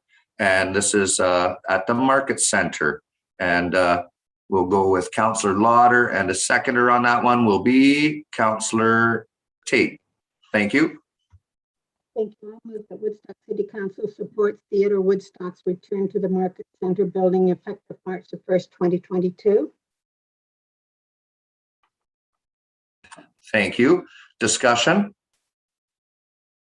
Seeing none, you've heard the motion. All those in favor? And carries unanimous. And let's see, we have one more on correspondence. So this is the request for carryovers for the Downtown Business Improvement Association, and looking for a mover and seconder. So we'll go Councillor Talbot, and a seconder will be Councillor Accioni. Thank you. Thank you, Worship. I'll move the Woodstock City Council authorize the Downtown Woodstock BIA Board of Management to carry over the 2021 year-end surplus into the board's reserve accounts. Thank you. Discussion? Seeing none, you've heard the motion. All those in favor? And carries unanimous. And that takes us along to our administrative services. So we have the first one on the agenda is the approval of the capital budget for 2022 to 2026. And let's see, we'll go with a mover. We've got parts here, so we can do the individual parts. Who would like to go? Did you forget 10A, Mr. Trevor? Oh, thank you very much. Sorry, trying to move right along. That's right. We Mr. have Roddick and Mr. Desai been waiting. and that one, I definitely do not want to skip over that one. Thank you. And so we'll do the report from Monteith Brown regarding the recreation facility needs study. And today we're joined by Cole Roddick as well as Anand Desai. Did I get the pronunciations correct? You're pretty close, Mr. Mayor. All right. Anand Desai. Okay. Welcome. Well, thank you very much. And thank you, Councillor Schadenberg, for picking up on that. We wouldn't have minded waiting, but it's nice to have it done. I'll just pull up my presentation. And perhaps while I'm doing that, in the spirit of, since we took a trip down memory lane a little bit earlier, we talked about housing and we talked about the old Woodstock General. Both Cole and I have a unique connection to Woodstock. We're both born in Woodstock. Cole still lives there. He's been trying to get into the housing market as a homeowner. So hopefully that bears out. And my mom's been a physiotherapist in the city, since the mid-70s, starting out at old Woodstock General, and keeps a private practice to this day. And so, as much as our parks and recreation work takes us across Ontario into the States beyond, it's really special for us to be here in front of council today to be able to positively contribute to our hometown. So we thank you very much for having us today, both Cole and myself. Can I just get a confirmation or a thumbs up that you can see my screen from somebody? Perfect. Thank you very much. So the recreation facility needs study, I'll call it the RFNS just for brevity. It provides a new path forward for the city to guide investment in recreation facilities over the next 10 years, largely in response to recent and ongoing population growth, changes in the types of activities that people are seeing, and ultimately help position Woodstock as a vibrant place where people can be socially connected with each other and be physically active. The planning process was started in the spring with much emphasis placed on research and community engagement. The summer was spent touring parks and facilities and carrying out needs assessments so that the draft RFNS was in a position to be tested with the community prior to us coming to you today. Many factors were considered to inform the recommendations of the RFNS. Notably, Woodstock has experienced significant growth since the last time you prepared this study in 2015, and your population is continued to grow over the current study period to over 54,000 people. The city is attracting a number of younger residents, though there is still a sizable base of older adults. Affordability is of key concern, as is the shifting cultural diversity of the community, all of which affect recreation and participation in recreation in some form. We are also seeing demand for recreation hubs, where multiple activities can be pursued, as well as ways for people to be and stay active across all 12 months of the year. We had a successful consultation process with nearly 1,000 community surveys received, along with 2 stakeholder summits that we engaged major recreation user groups in your community and their representatives, as well as insights gleaned from the general public. We heard that people value local trails, they value the city's major community centers, but they're also looking for additional types of facilities, as well as trail connectivity, so that Woodstock is keeping pace with its growth. COVID-19 certainly has impacted the way that people have used recreation facilities over the past 19 months. It has affected the user groups of your recreation system. But many people, now realize or have come to realize how important recreation is to them, how being outdoors is important to them, and how important it is as part of their pandemic recovery. The next slides will guide council through the major recommendations of the study. And so the first being a recommendation with respect to phase 2 of Cowan Fields. So the city's foresight in acquiring the Woodall Farm property has proven to be very beneficial in allowing you to deliver cost-effective recreation services in response to growth across Woodstock, but also as land prices have risen in recent years. The city is to be commended in developing the first phase of what we're now calling Cowan Fields, and there's ample room on site to accommodate future recreational needs, such as a new community center that would be anchored by an arena to replace the aging Civic Center arena, a new gymnasium, a regulation-sized cricket grounds, and a number of sport courts, so tennis courts, basketball, and volleyball.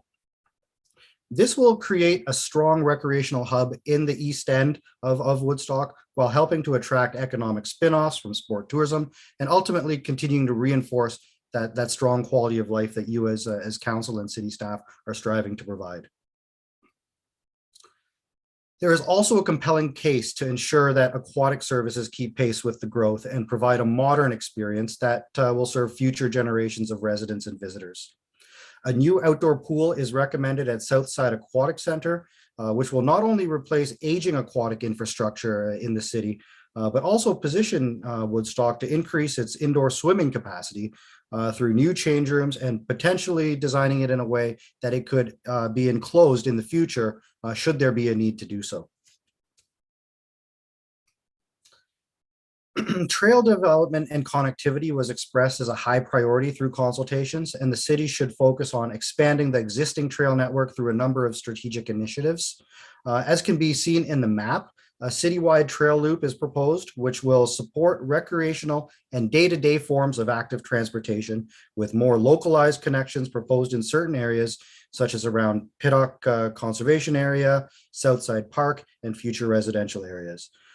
Trail elements such as seating, shade, and signage will also be important to maximize trail use potential. Other recommendations include constructing 2 new splash pads, one of which would be a major destination type of facility, 2 new basketball courts, a natural playground, and improving existing playgrounds so that they are more accessible to children and caregivers with disabilities. Sports field improvements, such as the planned rejuvenation of the Cowan Sportsplex indoor and outdoor fields, will be important, as well as working with minor baseball to see how existing softball diamonds can be adapted to grow hardball programming in the city. So prior to concluding our presentation, we would just like to specifically thank Brian Connors and his Parks and Recreation team who worked diligently to promote the RFNS consultations and supply us with the information that we needed to arrive at our conclusions. We all wish to thank all those residents and stakeholder groups that shared their thoughts with us at various points throughout the planning process. And so with that, I will turn the floor back to you, Mr. Mayor. I'll stop sharing my screen, and Cole and I would be pleased to respond to any questions of council at this time. Thank you very much. Questions of council? And Councillor Schadenberg. Yeah, thanks. A very extensive report from Monteith Brown. Of interest and note also, it's the same consulting company based in nearby London that gives them a bit of an advantage to know Southern Ontario. And as I've said before at the Recreation Advisory Committee meetings, the same people that would have some familiarity therefore with the school boards and with the Upper Thames River Conservation Authority and other things that lend itself well to our area. But I guess my question, when it's all said and done, maybe this is a kind of a broad, wide open question to start things off. Talk about the importance of just being outdoors and using facilities, whether they be trails or whether they be playing in rec law ball leagues and stuff like that, as far as creating an overall need and a necessity for a strong community, physical fitness and all that. Yeah, through you, Your Worship, to Councillor Schadenberg. You know, a lot of people associate recreation with just being, providing a physical benefit, and that is an important benefit. But recreation transcends so many different aspects of the way we live. Social services, by keeping people connected and not isolated, and access to positive activities. Economically, when people come, to a facility or a park, especially from out of town, they may be more likely to spend money in your community and support your businesses. From a social standpoint, again, one just needs to walk into a community center and see, how groups of people are brought together, interacting. And we had that conversation about, or you had that conversation about locals versus, the out of towners. And recreation is such an important part of bringing people together, both established residents and those new to your community. And so, you as a council and your staff have done a fantastic job of embracing recreation, not only when I was a kid, but even to this day, as Woodstock continues to grow. So, there's ample evidence that supports the benefits of recreation, Councillor Schadenberg, and I think you're aware of that. You can continue.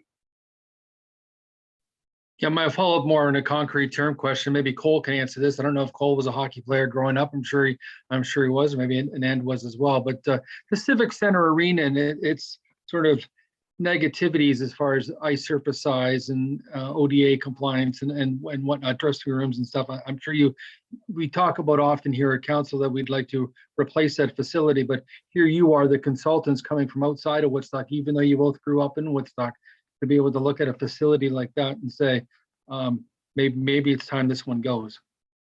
Yeah, and through you, Your Worship. The first time I laced on a pair of skates, well, I guess it was across the street from us where the neighbor flooded the rink, but the first time I took a skating lesson was at the old Civic Center arena. And so, I understand, there's a sentimental aspect, and it's a facility that has served Woodstock for many years, but it is an aging facility. It is undersized, which might be good for guys like me that are getting a little bit older and don't want to huff and puff the full NHL regulation. But ultimately, from a fiscal standpoint and a sustainability standpoint, the amount of capital that would need to be put into that facility, relative to a new build, the new build would seem to make more sense. The agreement that you as a city have with the fair or the agricultural grounds, it doesn't really allow that facility to be expanded to provide a modern experience. And so it's our belief, and I believe this has come, before this council in the past in terms of discussions, but we think that positioning your arena system, with a modern experience would best be done through a new build at the Cowan Fields. Thank you. Councillor Accioni. Thank you, Your Worship. Just more of a comment. Again, I just want to say thank you as also a member of the Woodstock Rec Advisory Committee. Having a report like this to sit down with a whole group of members from the city of Woodstock and go over each item individually and talk about different things is absolutely priceless. So just thank you to you and your team, as well as to our team at City with Brian Connors and all his staff of what they're doing. Just thank you. Thank you. Questions of council? Seeing none, we'll deal with this when we get to the section on the agenda. Thank you very much for being here today and presenting that. So next up, we will go to administrative services. So the capital budget approval. And we have several different motions. So we can start with, let's see, we'll go Councillor Lauder and a seconder will be Councillor Tate. Move that Woodstock City Council approve the increase of 200,000 to project INF 00025 asphalt resurfacing, various locations to be financed from the asphalt resurfacing reserve. Thank you. Discussion on that one? Seeing none, you've heard the motion. All those in favor? And carries unanimous. And the next one, we'll go Councillor Petter and a seconder, Councillor Schattenberg. I move that 25,000 be added to the 2022 capital budget for security at the Public Works Yard to be financed from the reserve for yard improvements in the amount of 5,500 with the balance from the reserve for capital projects. Thank you. Questions or discussion? Seeing none, you've heard the motion. All those in favor? And carries unanimous. And next one, unless there's any other motions or notices, we'll move along with the final one then. So the final approval for the capital budget. We'll go Councillor Lauder and Councillor Accioni. I'll move that Woodstock City Council approve the 2022 to 2026 capital budget as amended, and the Director of Administrative Services is directed to prepare the necessary bylaw for council's consideration. Thank you. Discussion? Seeing none, you've heard the motion. All those in favor? And carries unanimous. Well, some staff will be starting work on the capital right away, I'm sure, getting those documents and tenders and everything else ready to go. So Merry Christmas. Let's see. Next up, we have the items to be carried over at year end. And we'll go with Councillor Tate and Councillor Accioni. I'll make the motion that Woodstock City Council approves the request to carry funds over the year end as listed for various capital and revenue fund projects, and that these funds be recognized as a prior year commitment or a reserve contribution as appropriate. Thank you. Discussion? Seeing none, you've heard the motion. All those in favor? And carries unanimous.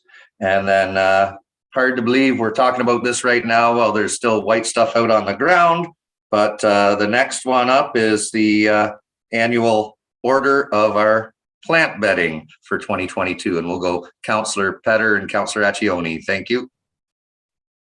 I move that Woodstock City Council gives notice of a commitment of $29,216.30 plus HST in the 2022 budget for the supply of floral materials from Family Flowers, Inc. Thank you. Discussion? Councillor Schattenberg? Yeah, thanks, Your Worship. I guess a question to Brian Connors from our Parks Department. This order for the Family Flowers, Inc. Corporation, it has to be made now in December. Is that sort of a supply issue as springtime is quite a while away still? Your Worship, through to the councillor's question. We have to do this every year just so that the order can go in so that the plant material can get grown, not just ordered. So it does take some time to get that in place. Thank you. Further discussion? Seeing none, you've heard the motion. All those in favor? And carries unanimous. And then let's see. So next up will be the recreation facility needs assessment. We'll go Councillor Schadenberg and Councillor Accioni. Yeah, thanks. The Woodstock City Council receives the 2021 Recreation Facility Needs Study Report as information. Thank you. Questions of council? Councillor Schadenberg. And a question through to Brian Connors from our Parks and Recreation Department. Obviously, this is a report to last as well quite a few years. So give us an idea as far as that goes, and sort of say this is our game plan to go forward with. Your worship, through to the councilor's question. The last rec facility needs study that we undertook was in 2015. And up until this point, we had finished most, or at least dealt with through council reports on most of the items. However, most of the items in the 2015 report were of the outdoor variety. So the cost was a lot lower. In this latest rec facility needs study, there's both outdoor and some significant indoor, which makes the cost a lot more, which also will probably require a longer period of time to complete this type of endeavor. So it will probably be spaced out over the next 10 years rather than 5 or 6. Thank you. And I know that many of the groups that have had input and offered some of the comments and additional comments on the draft, they've already mentioned about potential sponsorship opportunities. So of course, as always, if we have service clubs or business or individuals that would like to see some of these items sped up or whatnot, we have that opportunity. The city will always write a very nice receipt that you can use for tax purposes and leave a legacy here in the community. Further questions on this report? Seeing none, you've heard the motion. All those in favor? And carries unanimous. And next up, we have the proposed sale of city-owned industrial land to ViewCon. And we'll go Councillor Talbot, and a seconder will be Councillor Petter. Thank you, Worship. I'll move that Woodstock City Council authorize the mayor and clerk to sign an agreement of purchase and sale with ViewCon Construction 2019 Limited, and that the necessary bylaw be read. Thank you. Discussion? Seeing none, you've heard the motion. All those in favor? And carries unanimous. And we have another sale of city-owned industrial land, this one to Connex Properties Limited. And we'll go with Councillor Accioni as a mover and Councillor Lauder. Thank you, Your Worship. Moved by myself that Woodstock City Council authorize the mayor and clerk to sign an agreement of purchase and sale with Connex Properties Limited, and that the necessary bylaw be read. Thank you. Discussion? Councillor Schadenberg. Yeah, thanks a lot. I guess a question through to Len Magyar from our development office. I see he's on board this afternoon. The question is that people might think, well, where is this and who is Connex? Because they're a company that already exists in the city of Woodstock. Your worship, through to Councillor Schadenberg. So Connex, most people will know this company by the name Suprema. So Suprema has one of the newest buildings in the city of Woodstock. It's quite visible on the 401 and creates quite a presence for people who are coming into Woodstock. So they have built their first facility. As council's aware, they have an option on a parcel directly to the west of them. So their plans are to build a second facility. They're in the planning process for that now. And so the offer that's before council now is basically for a piece of land kind of to the north of where Suprema is, basically right at County Road 4 and Parkinson Road, Towerline Road. So this is basically to facilitate a customer service facility. So a number of products will be coming to this site to basically fill the needs of their customers, which generally are contractors who are building in the area. Thank you. Further questions of council? Seeing none, you've heard the motion. All those in favor? and carries unanimous. And the next up is the proposed repurchase of the 2 acres at Woodall Way.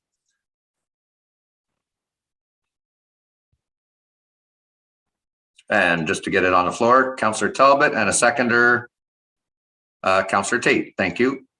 Took the words out of my mouth, Your Worship. I'll move that Woodstock City Council approve financing of the repurchase of 406 Woodall Way with funds drawn from the Industrial Land Reserve, and that the necessary bylaw be read. Thank you. Discussion? And we'll start with Councillor Talbot. Thank you, Your Worship. I guess we should, we've had the presentation from Mr. Hancock earlier in the meeting, and I guess I would just like to have Mr. Magyar respond to a request like this. Is this something, remind me, is this something that happens to us not on a very regular basis, I know, but in the case of something like this, what is usually our procedure? And I mean, you've obviously been dealing with them. Thank you, Your Worship. Through to Councillor Talbot's question. As Council is aware, when we sell land, we have a requirement in our sales agreement that requires a company to build a minimum coverage. Typically, it's 10%. Sometimes when the acreage is larger, we'll require 15, or in some cases even as much as 20% to be built within 2 years of the date of the closing of the agreement. And I would say, I think we've had close to 160 land sales. There's very few that actually get to the stage where we're considering buying lands back, because usually, companies see this coming, they're aware of it, they sign it, the agreement, the contract. So they're aware of it in advance and usually start working on it very diligently. This particular situation has been a bit of a slow process. Even the closing was slow. I know Mr. Hammond had a lot of discussions with them about extensions and that sort of thing. But it's been very slow, and some of the excuses that have been given related to COVID, there's probably some merit in that comment, but it's difficult for us as staff when we've sold lands after this particular parcel, where we've actually seen people go ahead and build and complete the buildings. In fact, there's a property right next to it where they built a building that's about 10 times the size of what was proposed here. So it doesn't happen very often. The good news is that as Council is aware, the industrial land market is very hot in Woodstock. So if Council decides to proceed with taking the property back, I would expect that we'll have offers on this property for Council to consider probably as quick as the first quarter of next year. Thank you. Further questions? We'll go Councillor Lauder. Thank you. Through the mayor to Mr. Magyar. In Mr. Hancock's presentation and in our material, it's indicating that they would have it done for sure by 2023 if we didn't approve this and didn't take it back. Do you find that a very extended time from the time we actually sold it? Your Worship, through to Councillor Lauder, yeah, it would be probably close to 5 years from kind of closing to construction, which for us would be an exceptionally long time. Like if you think about, and it's maybe not a fair comparison, but if you think about Toyota, they announced in 2005 and we're in operations in 2008. There's very few companies that we've dealt with, particularly in smaller projects, where they're not able to achieve the 2-year time frame. So this is certainly a bit of an unusual situation, and giving them 5 years would be, in my opinion, would be excessive. Thank you. Further discussion, Councillor Accioni. Thank you, Your Worship. Through to Mr. Magyar. Just remind me, if you don't mind, of the kind of building size and how many employees they proposed, if you know that offhand. Your Worship, through to Councillor Accioni, the building size was about 11,000 square feet, I believe. In terms of the number of employees, unfortunately, I don't have that detail. It's in this particular case, the company name that's presented here in terms of the offer is not necessarily representative of some of the discussions they had with Brad, that originally they were talking about small transformers. So when people see the name, I don't want them to think that it's necessarily steel related, or people maybe have some concept of what that is. But this probably, for a building of this size, probably would have been somewhere in the magnitude of about 20 employees, if I were to guess. Okay, thank you. Thank you. Further discussion? Seeing none, you've heard the motion. All those in favor? And approved, unanimous. Thank you. And perhaps we'll see more movement on that property in the new year, as we had heard, and maybe even another proposal from the ones that we're buying it back from. So we'll move right along here. We now have the schedule for council for next year, and we'll go with Councillor Schattenberg and Councillor Lauder. The Woodstock City Council meeting dates for the months of July, August, and December 2022 and January 2023 be established as Thursday, July the 14th, 2022, Thursday, August 11th, 2022, Thursday, December 15th, 2022, and Thursday, January the 12th, 2023. Thank you. Discussion? Seeing none, you've heard the motion. All those in favor? And carries, unanimous. And that'll take us along to the status on the accessibility plan.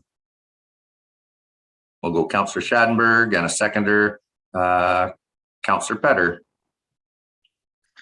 Yeah, the Woodstock City Council approved the 2021 status report for the 2018 to 2022 accessibility plan. Thank you. Discussion? Councillor Schattenberg. Just want to mention that I'm on the Accessibility Advisory Committee for the City of Woodstock, and we keep meeting consistently on a month-to-month basis. Didn't meet once in summertime, but July we didn't meet. But I also want to thank Tammy McDonald from the County of Oxford, because Tammy McDonald and her crew from the County of Oxford hosted the county-wide accessibility meeting just last month, which invited people from the accessibility committees of Tillsonburg, Ingersoll, and the townships too, and we covered a lot of bases and then a couple of guest speakers as well. So that was very informative. Thank you for that update. Further discussion? Seeing none, you've heard the motion. All those in favor? And carries, unanimous. And then we have the procedural bylaw update. We'll go Councillor Talbot and Councillor Lauder.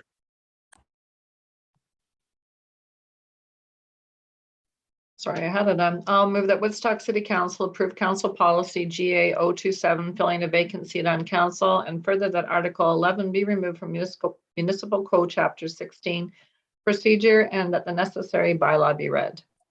Thank you. Discussion? Councillor Talbot. Thank you, Your Worship. I was just wondering if our clerk wishes to speak to this bylaw. Certainly. Thank you, Your Worship, through to Councillor Talbot. So what this report here does is it actually proposes that we move the process for filling a vacant seat on council from our procedure bylaw over into a separate council policy. So we're not proposing that the procedure be changed at all, but by removing it, or pardon me, moving it into its own policy, it allows us to provide some more information on things like voting procedures in the event of a tie vote, because we could end up with an equal number of councillors on council if there's a vacancy. Also, it allows us to include some additional information with respect to other pieces of legislation that also govern this process. So given that the procedure bylaw really outlines the calling, the place, and the proceedings of our council meetings, we think that it's better to move it into a separate policy just so the policy can be a little more robust than what we're currently seeing. Thanks. Thank you. Further discussion? Seeing none, you've heard the motion. All those in favor? And carries, unanimous. And then this one here, this is the one where the clerk's department is always eager, just in case anything was missed during the year of 2021. So the confirming bylaw. And we'll go with Councillor Petter, and a seconder will be Councillor Talbot. Yeah, I move that Woodstock City Council refer the confirming bylaw to the bylaw section of the agenda. Thank you. Discussion? Seeing none, you've heard the motion. All those in favor? And carries unanimous.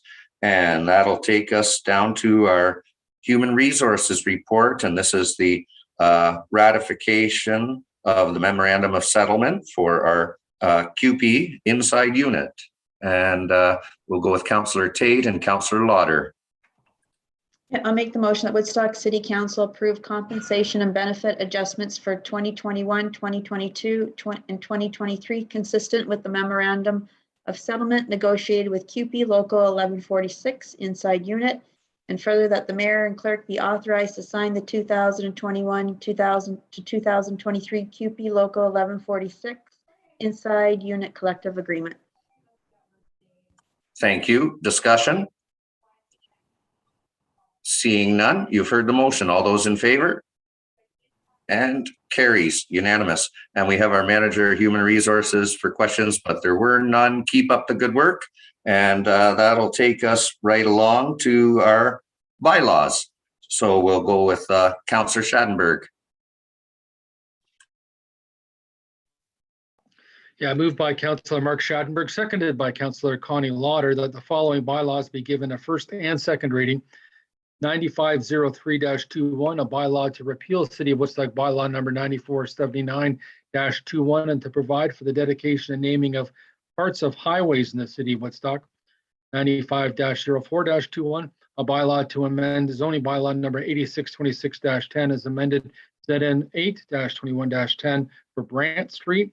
9505-21, a bylaw to amend zoning bylaw number 8626-10 as amended ZN 821-15 for Piddok Park Road. 9506-21, a bylaw to provide for the sale of certain lands owned by the Corporation of the City of Woodstock to Viewcon Construction 2019 Limited. 9507-21, a bylaw to provide for the sale of certain lands owned by the Corporation of the City of Woodstock to Conex Properties Limited. 9508-21, a bylaw to provide for the purchase of certain lands owned by Ambi Traders, Inc. in the City of Woodstock. 9509-21, a bylaw to amend the City of Woodstock Municipal Code, Chapter 16-Procedure. 9510-21, a bylaw to amend zoning bylaw number 8626-10 as amended. ZN 8-21-16 for Winnett Street. And then 9511-21, a bylaw to amend zoning bylaw number 8626-10 as amended. ZN 8-2105 Mill Street. And then 9512-21, a bylaw to adapt and confirm all actions and proceedings of the Council of the Corporation of the City of Woodstock during the period December 11th, 2020, to December 9th, 2021. Thank you. Very good job on all of those. Discussion. Seeing none, you've heard the motion. All those in favor? And carries unanimous. And go ahead, Councillor Schadenberg. Sorry, I think you double clicked there. Moved by Councillor Schadenberg, seconded by Councillor Connie Lauder, the following bylaws be given a third and final reading. 9503-21, inclusive through to 95-12-21. Thank you. You've heard the motion. All those in favor? And carries unanimous. And today for question and addresses, I'm going to do things a little different. I usually save myself for last. Today I'm going to go first, and hopefully relying on our team here that you guys will cover off everything else. So I don't have to go at the end as well. So to start off with, I would just like to say that as we're looking at closing out the year 2021, I want to commend all the individuals in the community that have stepped up, that have been volunteering for various efforts and showing that compassion where it's needed, and doing some of the heavy lifting and responding to some of our governance needs. When we heard earlier today from Monteith Consultants, over 1,000 respondents for our recreation needs. Wow, that is phenomenal. There's cities and counties much larger than us that they would be envious of having that kind of civic engagement. Next up, I want to say a big thank you to all of staff. And this is from the top right down to the ones that are hired as summer students and seasonal all the way along. 2021, we've had a lot of changes, ups and downs, and starts and easings of restrictions and tightenings of restrictions. And I just want to say hats off to the entire team. You've done an amazing job. And it's quite interesting, you know, times that we're living in. And I know as individuals focus on some of the fear that you see within the media and social media and whatnot, that it can quite often be very easy to get negative and get critical. And I know that often a little of that has come out towards our staff. And I know that those individuals, you know, they may have pointed out one thing or another and it set them off in the moment, but there's 99 other things that they take for granted. And if they were to examine those, they would say, wow, what an amazing city to live in, to work in, to play everything that we stand for as the friendly city. Now we've continued those discussions around some of the issues with our downtown, and I would like to ask our CAO to give us a brief update. So again, we've got some things happening, such as the property, the former Zabians next to City Hall, the old Capitol Theater site. There's also been some recent discussions that have taken place at our BIA and on social media regarding property standards and whatnot. So with that, I'd like to turn it over to our CAO to give us a brief update and let the community know where we're at and where we're working as a city.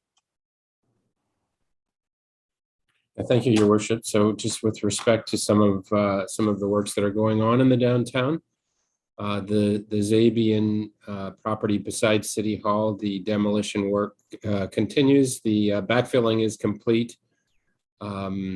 The final step in this process is the steel siding to go up on the two adjacent walls. Once that happens, we'll be able to take down the chain link fencing, the construction fencing, and open that property up again. There were some challenges with it, as we're expected. You know, anytime you're working with an old building, there's surprises, and this one didn't disappoint. There were surprises as we were removing some bricks, so it takes a bit more time. The former Capitol Theater site, it was approximately a year ago, Council gave direction to buy back that property, which was our right, which was an option that was retained by the city as we sold that. The developer did not perform, despite Council giving 2 extensions to the time limits to perform and build a building on that property. So Council gave direction to reacquire it under our terms of agreement. We did requisition the deed. Unfortunately, the property owner has refused to comply, and we are now pursuing legal action. Filed a claim with Superior Court, and I believe there's a hearing date scheduled sometime in the latter part of March of next year. So this one's certainly complicated in the sense that there was a lien attached to financial lien attached to the property by a consulting company who did work for the property owner, did not get paid. There are other financial encumbrances on the property that complicate this, but nevertheless, we have our rights. Our rights are preserved, and we see no issue with the courts being able to issue orders for the requisition of that deed. There is a standing council direction to turn that property over once we are in possession of it to the County of Oxford. so that they can continue to pursue the affordable housing project that they had originally envisioned on that site. So we will continue to work through that. Of course, in the downtown, there's significant masonry restoration projects that are in the final stages of the work at the Market Center Theater, as well as our Heritage Carnegie Library. That work will be winding down soon. There's still council approved a capital budget, so there's still more work on the Market building coming into next year, phase 2, and that's the arches, the roof overhangs, and the gutters will be restored on that building next year. In the downtown, we've also, we've seen a number of complaints about derelict properties, and particularly there's one on Bay Street that has been particularly prominent and problematic, and it is a vacant, abandoned residential building. There's been a number of complaints about the property with respect to its condition and with respect to inappropriate activities that are occurring on it. The city has standing work orders on this property that under the Building Code Act, as well as under the Property Standards Bylaw, that were able to take action as appropriate. We have executed cleanups of the property on a number of occasions. We have boarded the property up on a number of occasions and will continue to do so. All of the costs of maintaining that are added to the tax roll to be collected in a like manner as taxes. The difficulty is this property owner is not local and is not responsive to the orders that are issued against it. So any order the city issues, the city ends up being the one to essentially correct the error, the issue, and so we will continue to do that until such time as the property can be put up for tax sale and we can find a actual owner who will be a proper steward of it. If there are any further updates, Your Worship, I'd be pleased to add more. I think that was very fulsome, and I appreciate that update. And let's see, I'll just add one more thing again. The Santa Claus parade this Sunday during the day, 2 o'clock. I've heard from a few people in the community, why is it, not a nighttime, or why is it a little later than normal? And again, just to remind people that in the past, there was a committee and the BIA that put this on. And after the committee disbanded and the BIA had decided to not go ahead and champion the parade, the city, through council's direction, has decided to take it upon themselves. And on short notice, we're putting this together. So look forward to seeing as many people at the parade. And right now, I know myself, I'm just waiting to see who wins on games night on Saturday night. If I can have my son and my youngest daughter join me in the parade or not, we'll see. Maybe they'll beat me in the games and decide to be spectators with hot chocolate. But I think with that, I will move along to Councillor Petter. Thank you, Mr. Mayor. We've already gone over our allotted time, so I'll keep this very quick. On behalf of council, I would just like to send our condolences to former Councillor Sean Shafton. He lost his mother on Monday, I believe it was, to cancer. I got to know Audrey through the 7 years that it was 7 years ago I met her. Amazing woman, and you can see easy where the Shafton family gets their moral compass from. So I just wanted to, on behalf of council, I just wanted to send my condolences out. Other than that, I just want to wish everybody a Merry Christmas and a Happy New Year, because this is our last one before the holiday. Okay, thanks.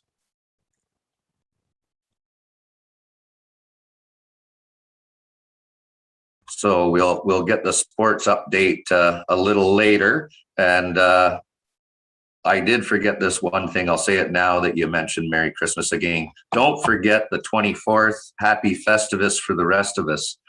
Councillor Tate. Well, I do have one sports update, which Councillor Schadenberg reminded me. Damian Warner won Canadian Athlete of the Year.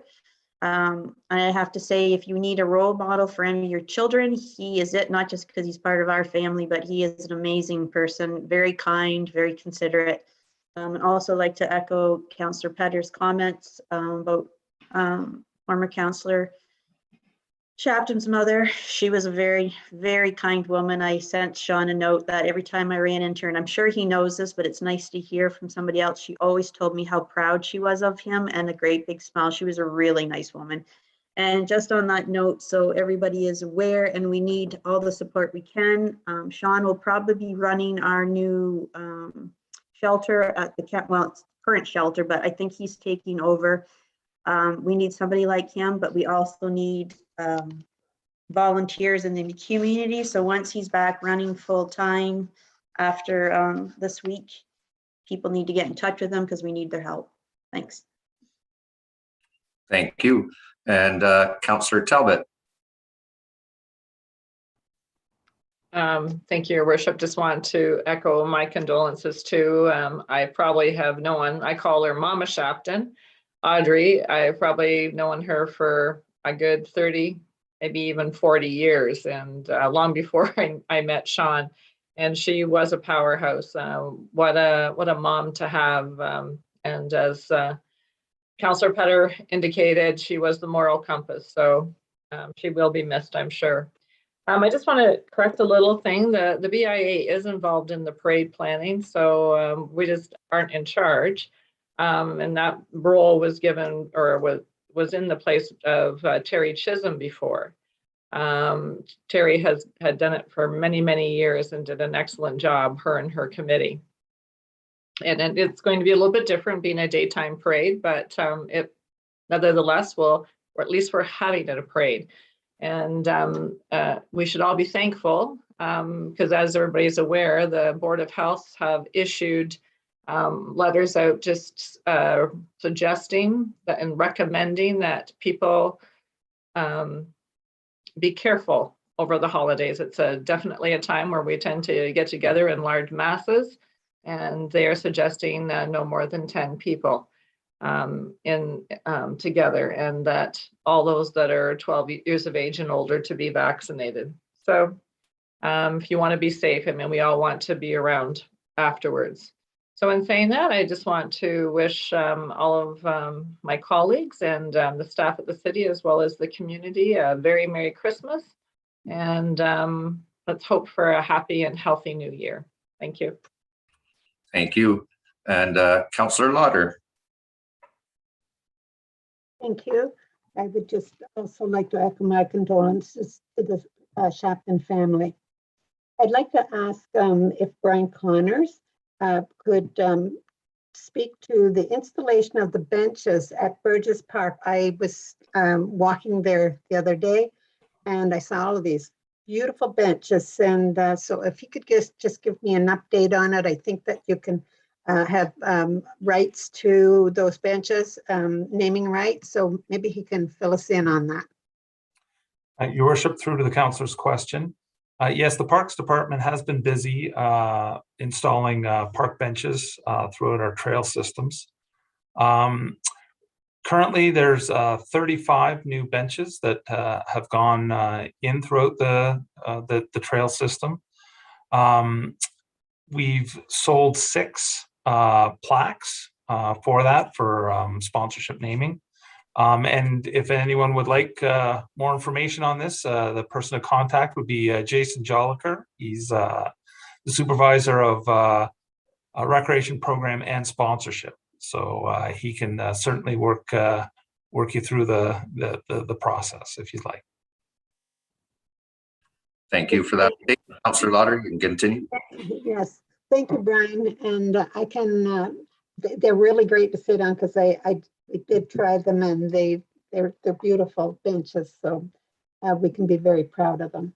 The Woodstock Art Gallery would like to thank the generosity of those people who gave on November 30th, and the Giving Tuesday, the gallery received in excess of $5,000 over the 24 hours. This support makes it possible for the gallery to continue to develop exciting and engaging exhibitions and education programs, both physically and virtually. And just a reminder, the Fiber Arts exhibition Crossroads is currently on view at the Woodstock Museum. And see you at the City Santa Claus Parade this Sunday, and wishing everyone a Merry Christmas and a safe and happy holidays. Thank you. And let's see, we'll go Councillor Schadenberg. Yeah, thanks a lot. I do have a sports update as well, and another item from the museum that I might need some assistance on. But anyway, the Woodstock Navy Vets host Tavistock tomorrow night. So that's Friday, December the 10th at 7:45 at the community complex. It's minor hockey night, so all kids under 16 get in free, whether they're with the Wildcats or Woodstock Minor Hockey Association. And they also want people to bring in, you have to wear your hockey jersey, by the way. If you're coming in under 16, you get in free. And they also wanted people to bring in some new unwrapped toys for the Fill the Net for Memory of Hunter Weston campaign too, for the Navy Vets tomorrow night. Another sports item, the WCI Senior Red Devils volleyball team won the Thames Valley Southeast Championship. That's important to note because I played for the WCI Senior Red Devils a few years ago, probably 1983 would have probably been the year, and we didn't win any championships, the team I was on. We do want to mention that the Woodstock Museum has a kids' Christmas camp. It's a winter camp, of course, between Christmas and New Year's, December 27th to the 31st, every day from 9 a.m. till 4 p.m. So that'll be important, especially for parents who are busy working between Christmas and New Year's, maybe. Lots of crafts and something they call the Cool Polar Bear Games as well. One thing I want to mention, I see that Karen Houston, our manager from the museum, is still on board here today. And it's all about this. I'll hold it up right in front of my face so everyone can read it. The Village That Straddled the Swamp was a book written by Doug Simons, probably released some 20 years ago, but there's been a reissue of that book. Boy, that would be a terrific stocking stuffer for anybody. And if Karen wants to talk about the reissue of the book, that would be terrific at this point in time. Thank you. Yes, we actually got permission from Doug's family to actually have it republished. We worked with the Oxford Historical Society. The book is $25. You can buy it here at the museum. It is also at the art market that is happening this Saturday and next Saturday. And you can find it at one of the tables. And we're also hoping next year, in conjunction with this reprinting, to actually do an exhibit, really highlighting some of the little stories that you don't often hear in an exhibit next year, happening next spring. So we're very excited, and we definitely come out to the art market. It is happening tomorrow and the 18th from 10 to 4 in the old Dairy Capitol building. And just Merry Christmas to everyone. Thank you, Councillor Schadenberg. And that Councillor Accioni. Thank you very much. Now I know what you feel like going last all the time. There isn't really a lot left, but I certainly want to mention rest in peace, Audrey Shapton. Our time allotment was 3:45 to 4 o'clock to go to the funeral home, of course. So I don't think I'm going to get there, but to the entire Shapton family, Audrey was an amazing woman. I've only known her the 7 years when he was on council, of course, but what an impression she left. So may she rest in peace. Christmas parade, of course, can't wait to see everybody this Sunday. Volunteers definitely needed, lots of organizations, not just Operation Sharing, but also Salvation Army and their kettles right now. If you can't volunteer, please give generously. There's a lot of people in need these days. Got to wear my Christmas tie today, of course. My wife hates it, but I do love it. And you know what? Merry Christmas from my family to yours, and happy holidays, however you celebrate it. Thanks, everybody. Be safe. Get winter tires for winter driving. Slow down. Thank you. Thank you. And we look forward to seeing everybody in the new year. And with that, I would ask for a motion to adjourn. Councillor Petter, seconded by Councillor Accioni. All those in favor?